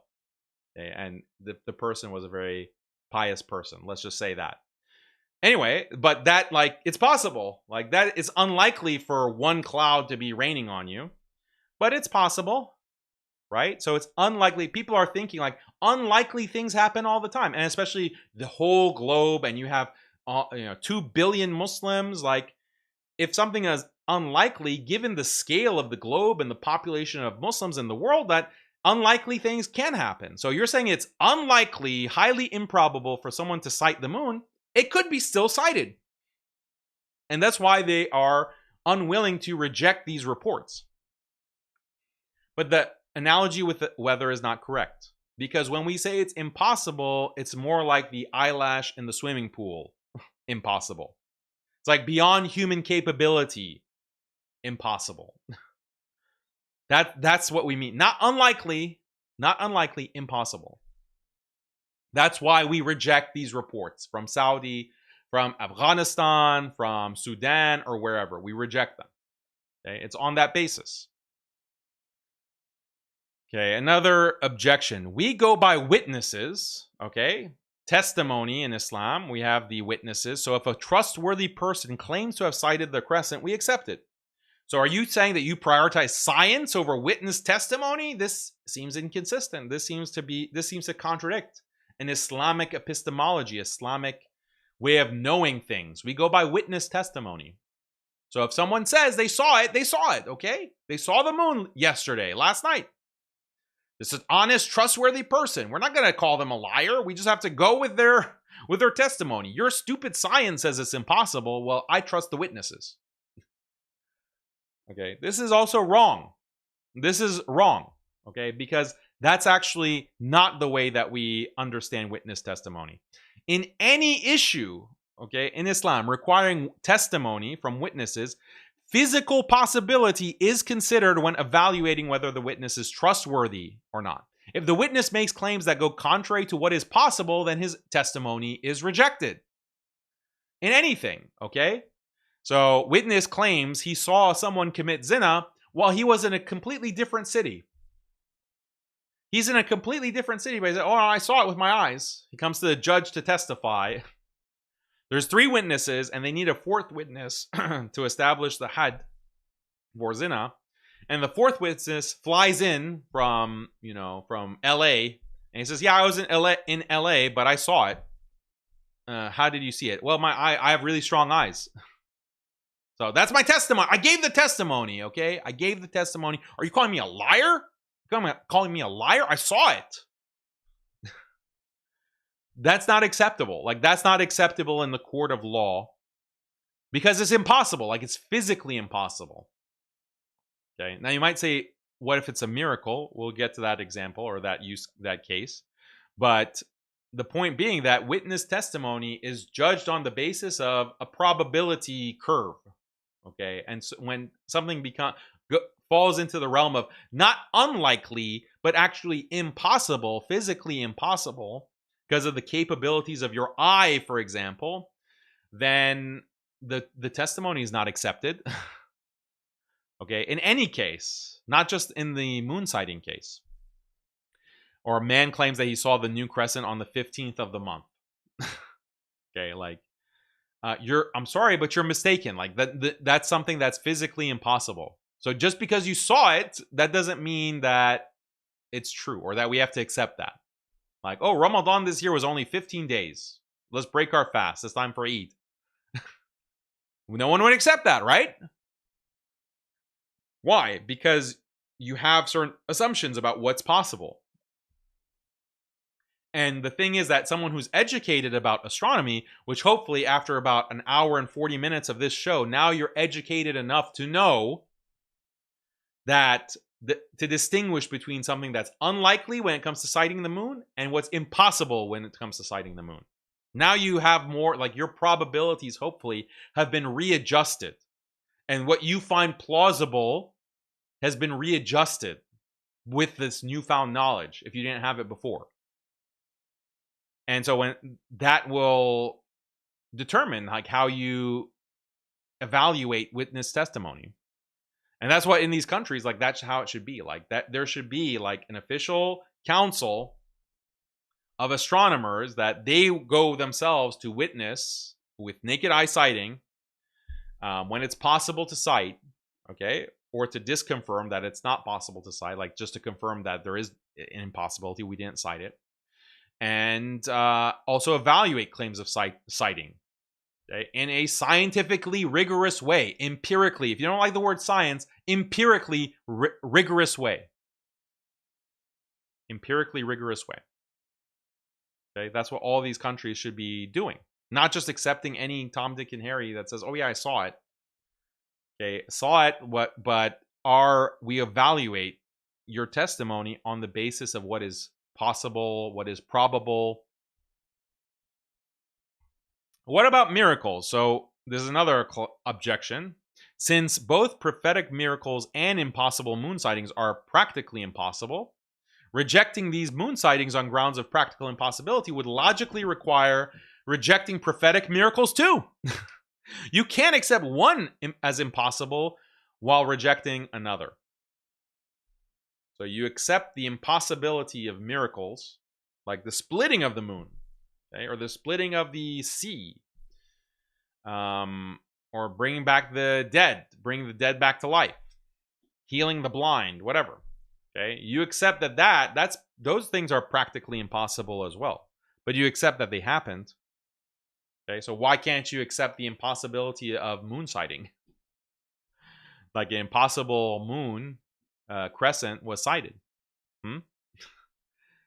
So, and people making jokes about like, oh, see, the Wahhabis actually do believe in the karamat. They believe in the present day karamat because every day or every year they're sighting the moon when it's impossible.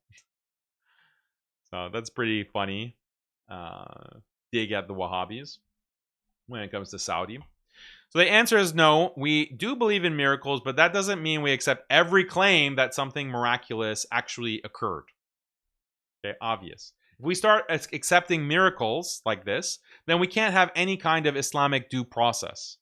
Due process requires consistency. You have to have a consistent standard.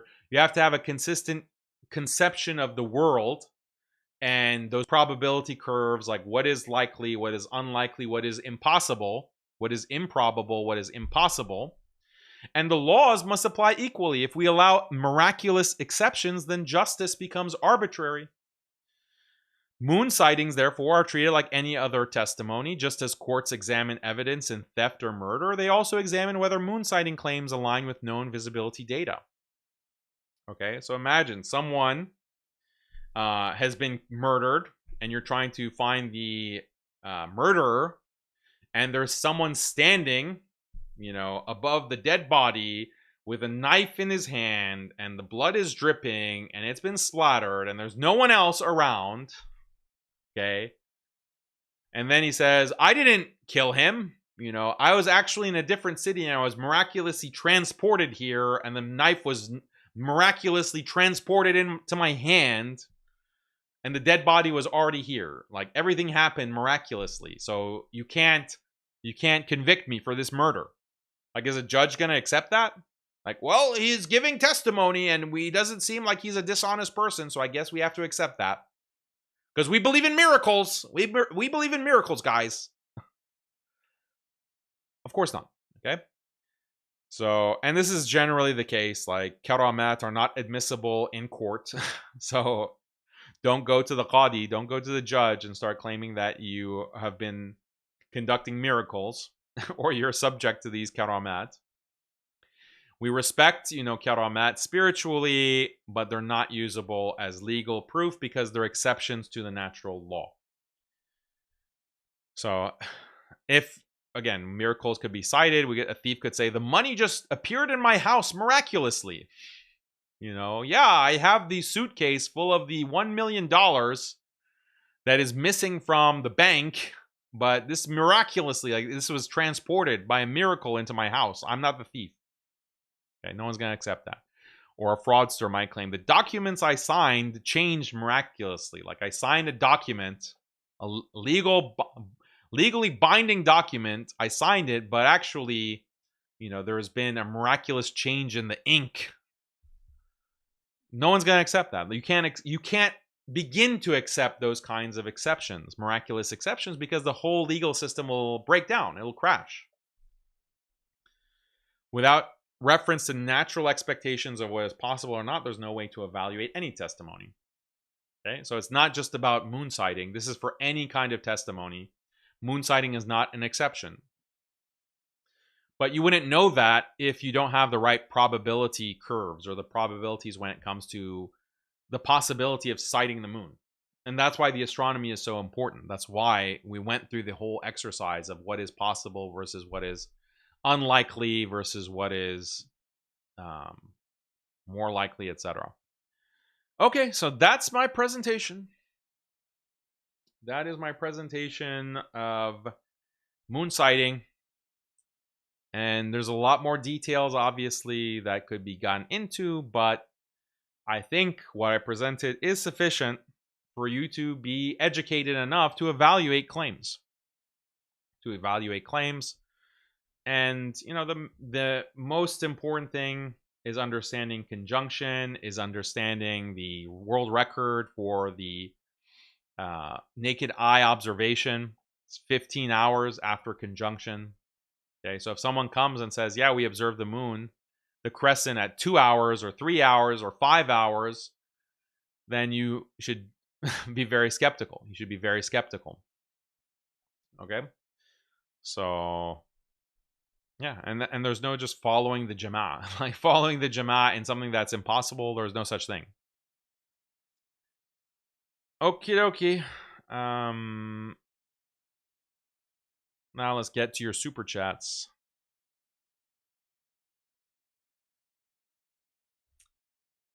The real Salafia says, what is Saudi's motive to lie about the sighting?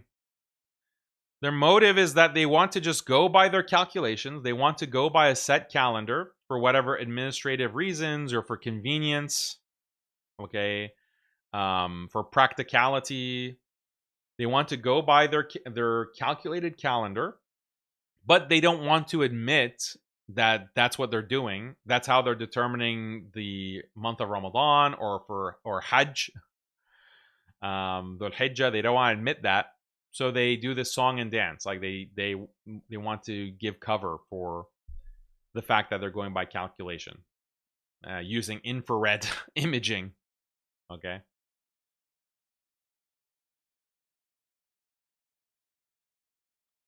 Mesa says, as with the Hajj sermon every year, the moon sighting this year was also confirmed from Tel Aviv. It's a small demonstration of how Dajjal will operate. Tel Aviv, like, confirmed what? Moon sighting? They confirmed moon sighting on the 17th. Really? Let me see. I need to see this for myself.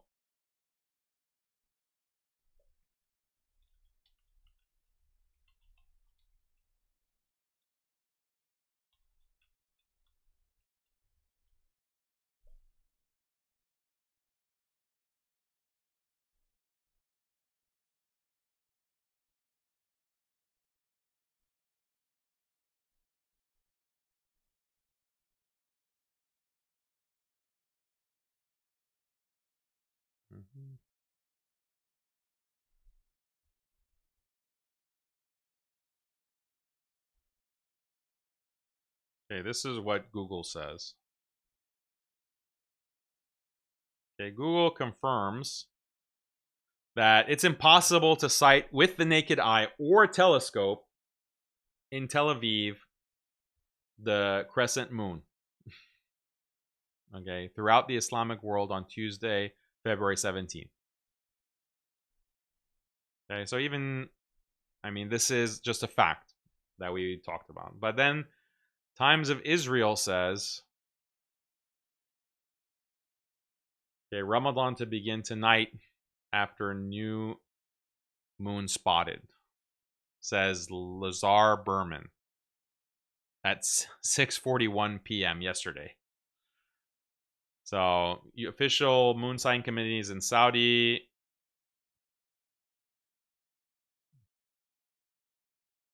UAE, and Qatar announced that they have seen the new crescent and that the Muslim holy month will begin. Palestinian media reports that Grand Mufti of Jerusalem likewise announced that the new moon has been sighted in Oman. However, the moon was not seen, so Ramadan will begin tomorrow night there. Okay. Yeah, so what's the basis? What's the basis for this citation or this these sightings? You know, the same issue with Afghanistan, these other places. Like, but Saudi actually goes the extra mile, or the UAE. Like, oh, we have the telescopes and the drones and the AI. But in other places, I think they're either being pressured to announce, okay, or they're being pressured to announce, or they just don't have rigorous verification. That's the difference.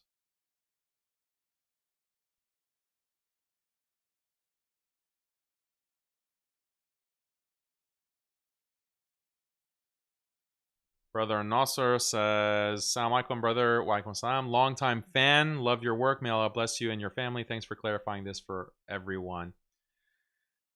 Thank you, bro. I mean, appreciate your dua. Long-time fan. Yeah, 2017. It's almost a decade. Gone through a lot. You've gone through a lot. We've gone through it together. Alhamdulillah. Still alive. Real Salafia says, Allah gave control over rain to angels, so it's not impossible for him to give all control to someone dependent on Allah. This belief is a bid'ah, not shirk. I guess you're referring to tasarruf fil kawn. Yeah, I mean, Ibn Taymiyyah does not consider it to be a bid'ah. He considers it to be like just something known. Something known that, yeah, the righteous have been given tadbir over aspects of the universe, and they exercise control, like qudrah, over it, and there's effects, like they are creating effects in the universe, ta'thir. Brother Nasser says, this is the first time attending live, and oh man, you got some haters in the chat. I thought you were exaggerating when I watched the live replay. Yeah, that's there's a lot of haters, but they can seethe and cope, but facts don't lie. Facts don't care about your feelings, guys. Astronomy doesn't care about your feelings. Mesa says Zionists want goys to do Lent and Ramadan the same day. Yeah, everyone just do the same day.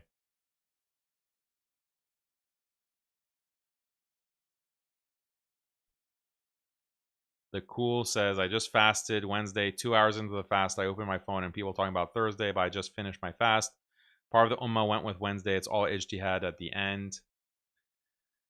Okay, well, we don't have that perspective. Like, it's all ijtihad, so whatever anyone says is ijtihad. No, like, some things are just not within the realm of ijtihad. Like, it's not ijtihad if someone comes and says that, oh yeah, I'm going to do something impossible. So you have to just go on the basis of my ijtihad, on the basis of like an impossible claim. No, that's not acceptable. So Draxi says, me and the boys are out here perched on a rooftop with our Higgs boson dark matter scope to detect the hilal. Yeah, well, I think you'll be able to see it. I think it'll come through loud and clear. The signal, the Higgs boson, the antimatter being reflected off the moon is going to come. The dark matter, actually, because you know that space is profuse with dark matter. And so you might be detecting the dark matter The neutrinos, finally. That's the term I was looking for. The neutrino detectors. Have you seen these?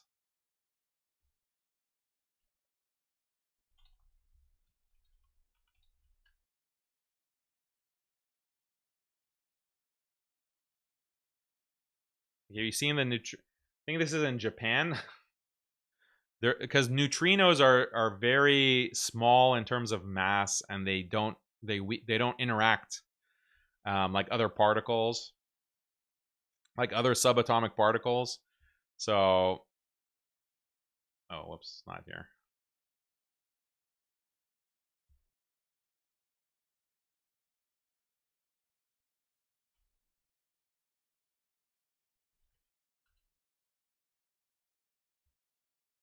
Yeah, sometimes I just can't think of the word, but here it is. Look at this massive facility to be able to detect one single neutrino. Like, this is what they're gonna have to set up, like in Saudi, to detect the light coming off the moon right after conjunction. See, we sighted it, the hilal. There you go. A neutrino bounced off. A neutrino bounced off the moon, and we detected it. So it's crazy, right?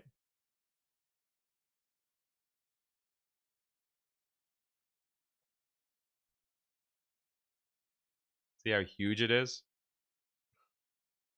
Subatomic particles being detected like this. Anyway.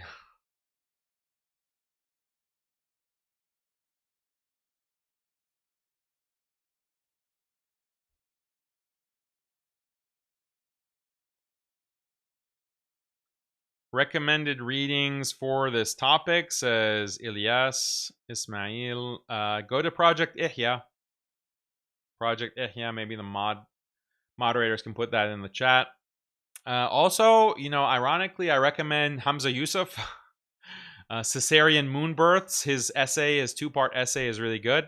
So before he, really sold out, he wrote that back when he was a traditionalist. Caesarean moon births from Hamza Yusuf is a classic.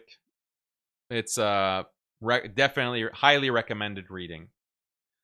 But if you want something more accessible, Project Ihya, that has some good explanations.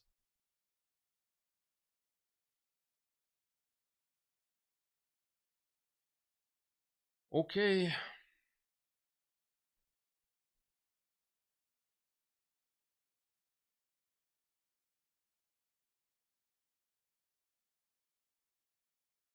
Saudi Tecnologia.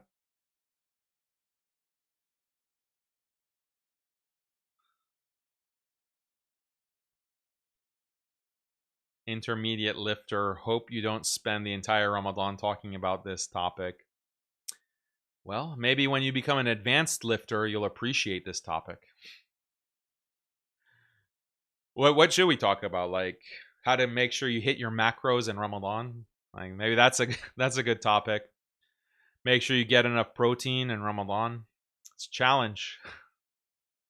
When you're an intermediate lifter, it's a challenge. You gotta dial in. You gotta dial in, lock in for those gains in Ramadan.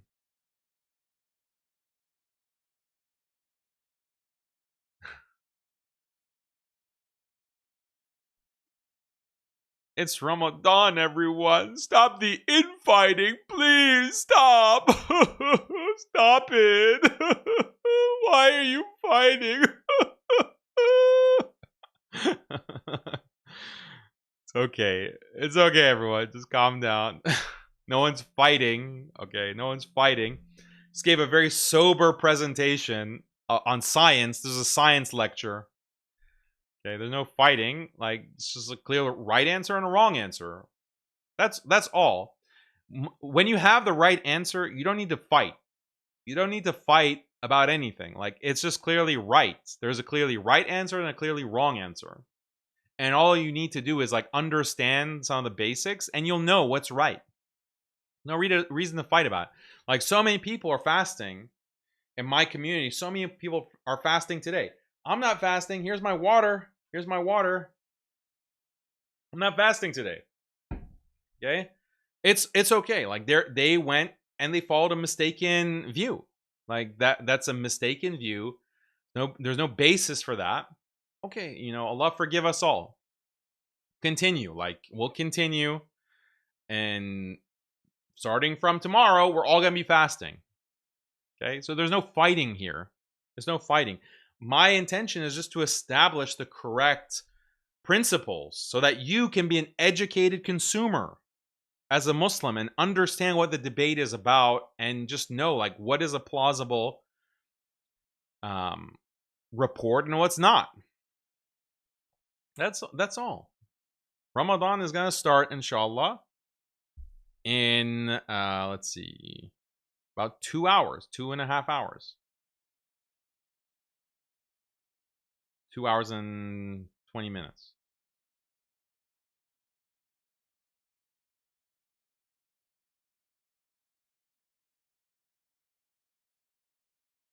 Janjo says, you said ephemeral versus persistent, but with Hilal, it's also certain. No.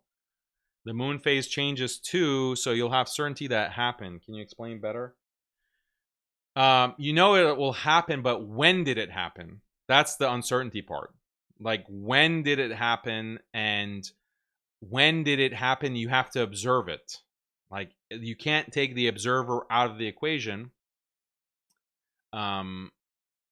That's what makes it ephemeral. Because if you weren't there to see it, it's possible that it wasn't actually visible on that particular day because, like we said, it's probabilistic because of the atmospheric conditions.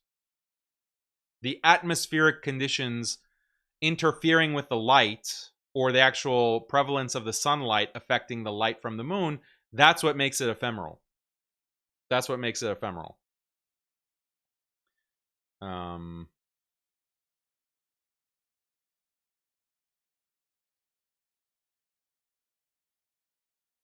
What is the reason for Afghanistan? I think they just don't have like a rigorous process. I think they're just taking people's testimony.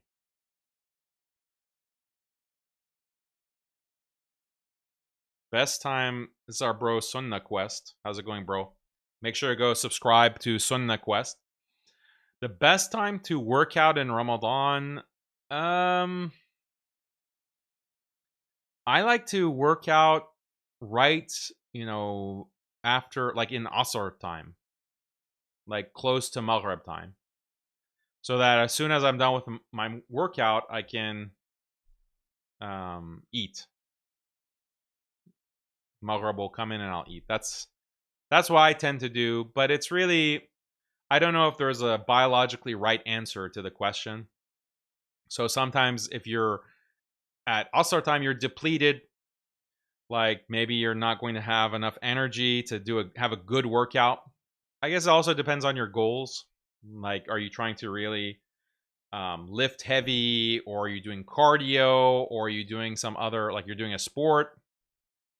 So those factors will matter.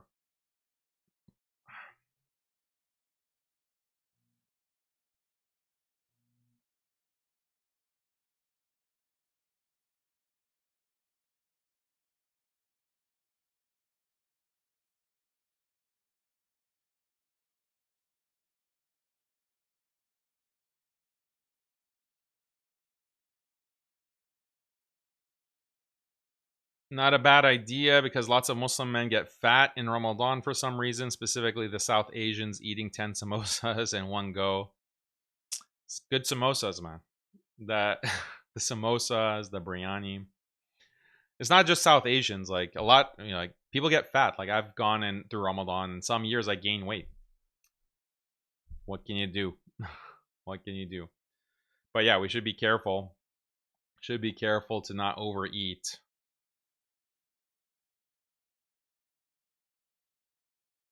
Rafe says, subhanAllah, I was just thinking about my protein intake. Gotta work out and build those buys. Gotta build the buys and tries, bro.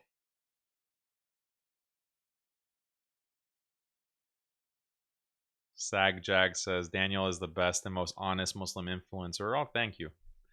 Very kind. I'm not above taking compliments, guys. I'm not above flattery.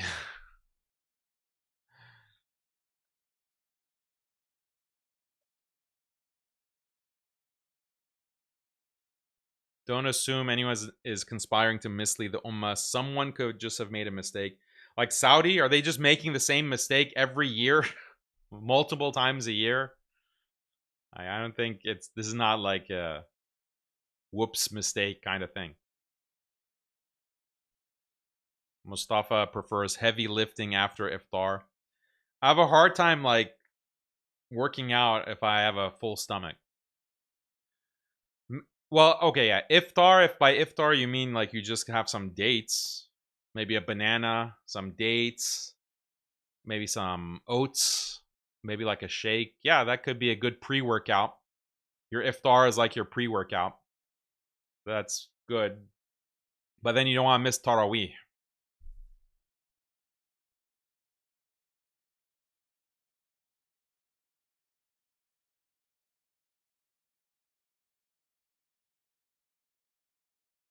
So how do you sight the moon, Daniel? You go to a specific area, maybe on the outskirts of your city, and you try to determine what the location is. You can go to different astronomy websites will tell you where the moon is going to be on that particular night in your location in your city. Then you go and you wait around Maghrib time, like go 30 minutes before Maghrib, and then start observing. That's how you do it. It's not that complicated.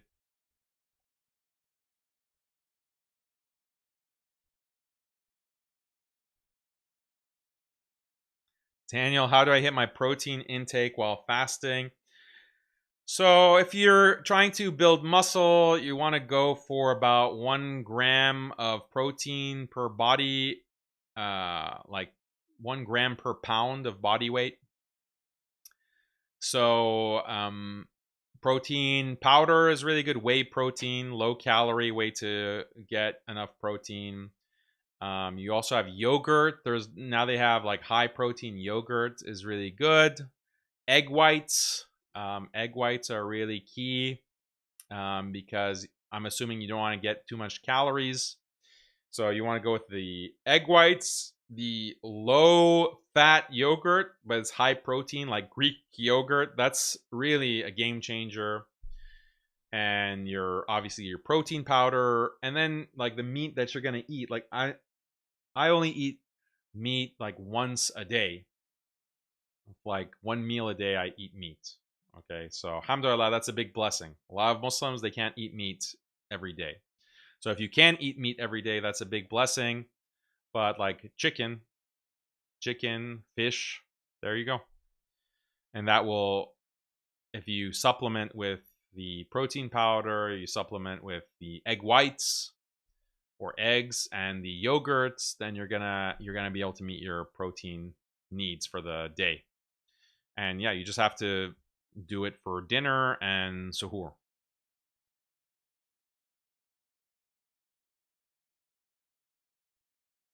Amir says, just on the mere feeling, I've been fasting over 35 years. The barakah of Ramadan feels like the atmosphere. Yeah, the law of barakah.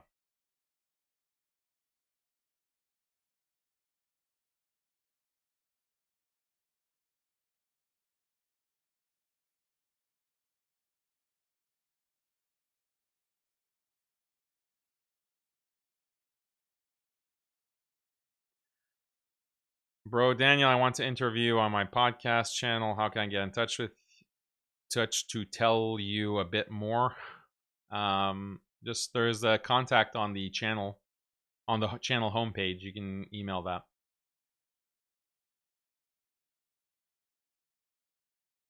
Mustafa says cardio before iftar, heavy lifting after a light iftar.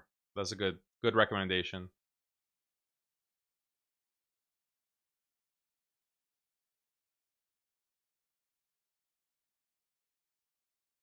Texan Exorcist says he's talking about like, oh, they did cite it. People did cite the moon last night. A number of credible witnesses had cited the crescent moon of Ramadan that evening. Okay, they cited something that was impossible to cite.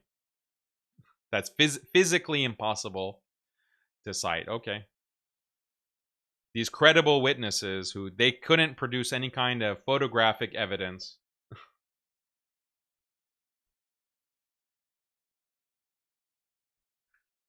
Daniel, be honest, you probably eat at least 7 samosas for iftar.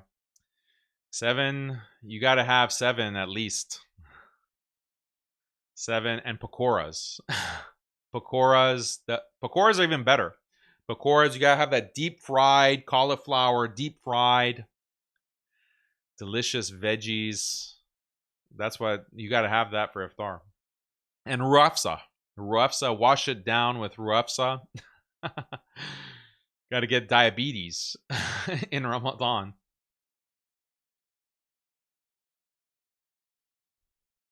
Year after Asr means most sense for me with medium intensity weightlifting and light cardio. It's awesome, bro.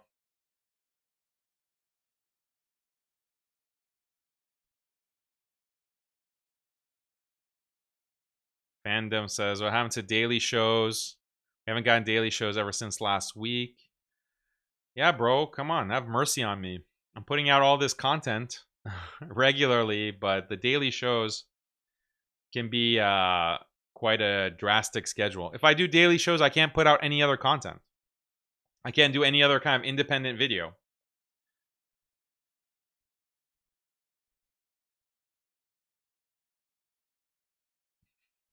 Khaled cooking good. That's why, Daniel. Yeah, Khaled is a good cook, mashallah. She learned from the best.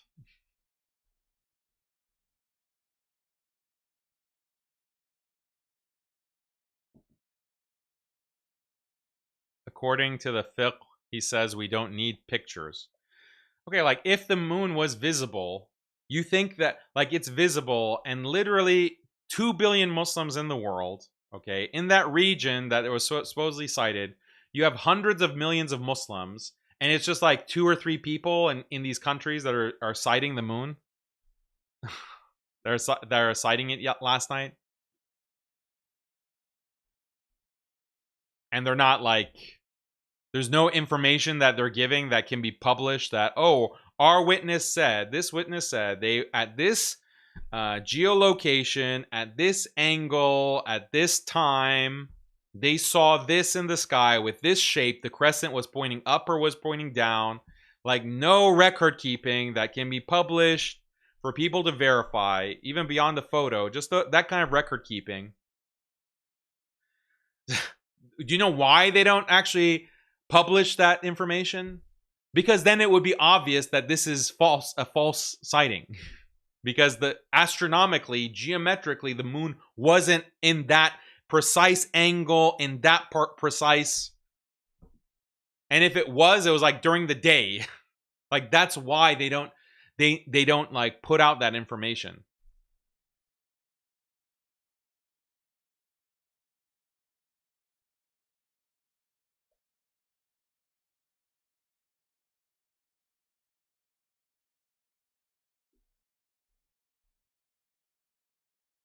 What do I like to have for iftar?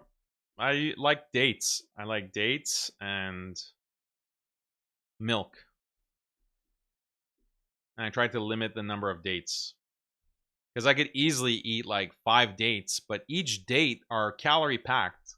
So it's like 60 calories per date. Like one of those medjool dates. Now I try to eat sukkari dates. Sukkari dates are very sweet, but it's like 50 calories. So if you have 5 of them, that's like 250, 300 calories. And then a glass of milk, whole milk, that's another 200 calories. So these calories add up. And if you don't take that into account, you think, oh, I'm just having fruit. I'm having delicious fruits and milk. Like, I'm eating healthy. I'm the picture of health because I'm eating fruit and milk. But in fact, you're like adding 300 calories and you haven't even gone to your main meal yet.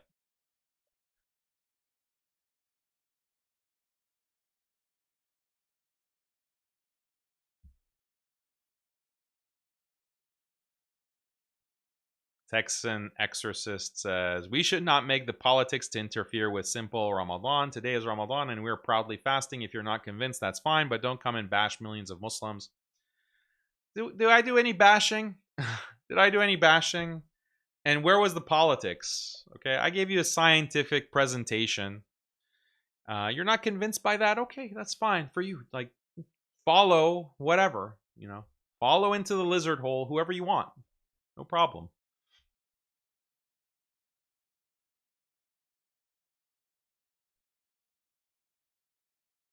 Thank you, Parviz, for your super chat.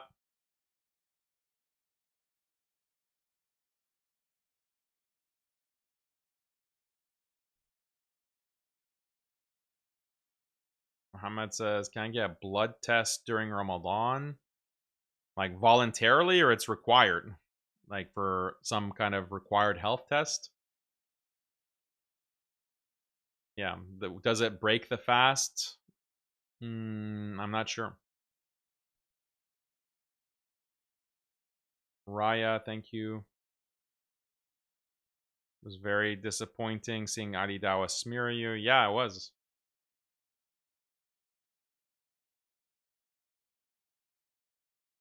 Light to darkness. Assalamu alaikum, brother. What job do you suggest I do?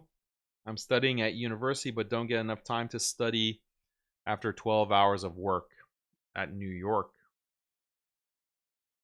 I don't know. What do you like? Do whatever will make you financially stable.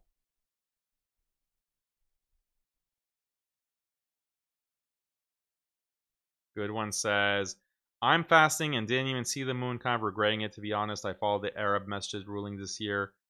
Also, do you see Iraq has 2 different Ramadan starting days? Yeah. Yeah, it's there was one imam who put out an announcement saying that disregard my previous message, break your fast, don't fast today. I regret,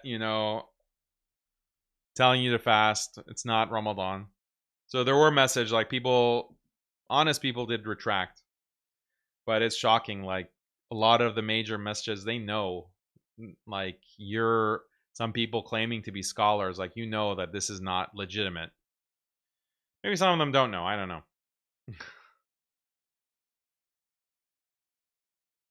But yeah, I mean, if you fasted, la qadar Allah, like you just went by what people had said. But inshallah, now you know better. Okay, just a couple more. Nobe says, Assalamu alaikum. Wa alaikum assalam. What are your thoughts on buying precious metals like gold and silver to protect your wealth? It's a good idea, but then it's a issue of where you're going to save that wealth. I guess you could put it in a bank, safety deposit box, etc. It's a good idea. Raya says, Assalamu alaikum, Daniel. I'm just wondering when you'll continue to make Genius of Islam videos, as I'm looking forward to watching more of them soon, inshallah. Yeah, make dua that I am able to complete it. Hopefully soon. Hopefully this year. We'll see. All right, guys. Really appreciate everyone contributing to the chat, submitting super chats, liking the video. Make sure to like and subscribe. And that was our show for today. Ramadan Mubarak, Ramadan Kareem. May Allah accept from you in this blessed month that we have finally reached. Alhamdulillah. May it be a source of mercy for all of us and a source of freeing us from the hellfire. And I'm really looking forward to the month. Make sure to have Ramadan goals in this month. Have goals with your family if you have children. To read the Quran together, do hadith, go to Taraweeh together. Set some kind of spiritual goal in terms of ibadah, dua, making dua. Like, these are goals that you need to set for yourself in Ramadan. Don't let the month pass. It's a slow start for some people. They don't really get into the Ramadan spirit until week 2, 3, or even the last 10 nights. Don't fall into that mistake. Okay? Just try to push yourself in the beginning. It's hard because you're low energy from fasting and your body is getting used to it, but push yourself to do something starting from the beginning of the month, even if it's small, more than you would do on any regular day. Like, that's my advice. Just don't let your Ramadan days be the same as your non-Ramadan days. That's the standard that you can have. It's not even that high of a bar. Do something, some ibadah, something different, and inshallah, Allah will accept it from all of us, bi'idhnillah. Okay, so barakallahu fikum. We will see you soon. I don't know if I'll have a show on Friday. We'll see.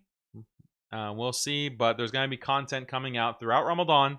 If I don't have a show on Friday, I'll be back next week, inshallah, and we'll have some good content. Hopefully, we won't be talking about this. Okay, intermediate lifter. We won't be talking about this.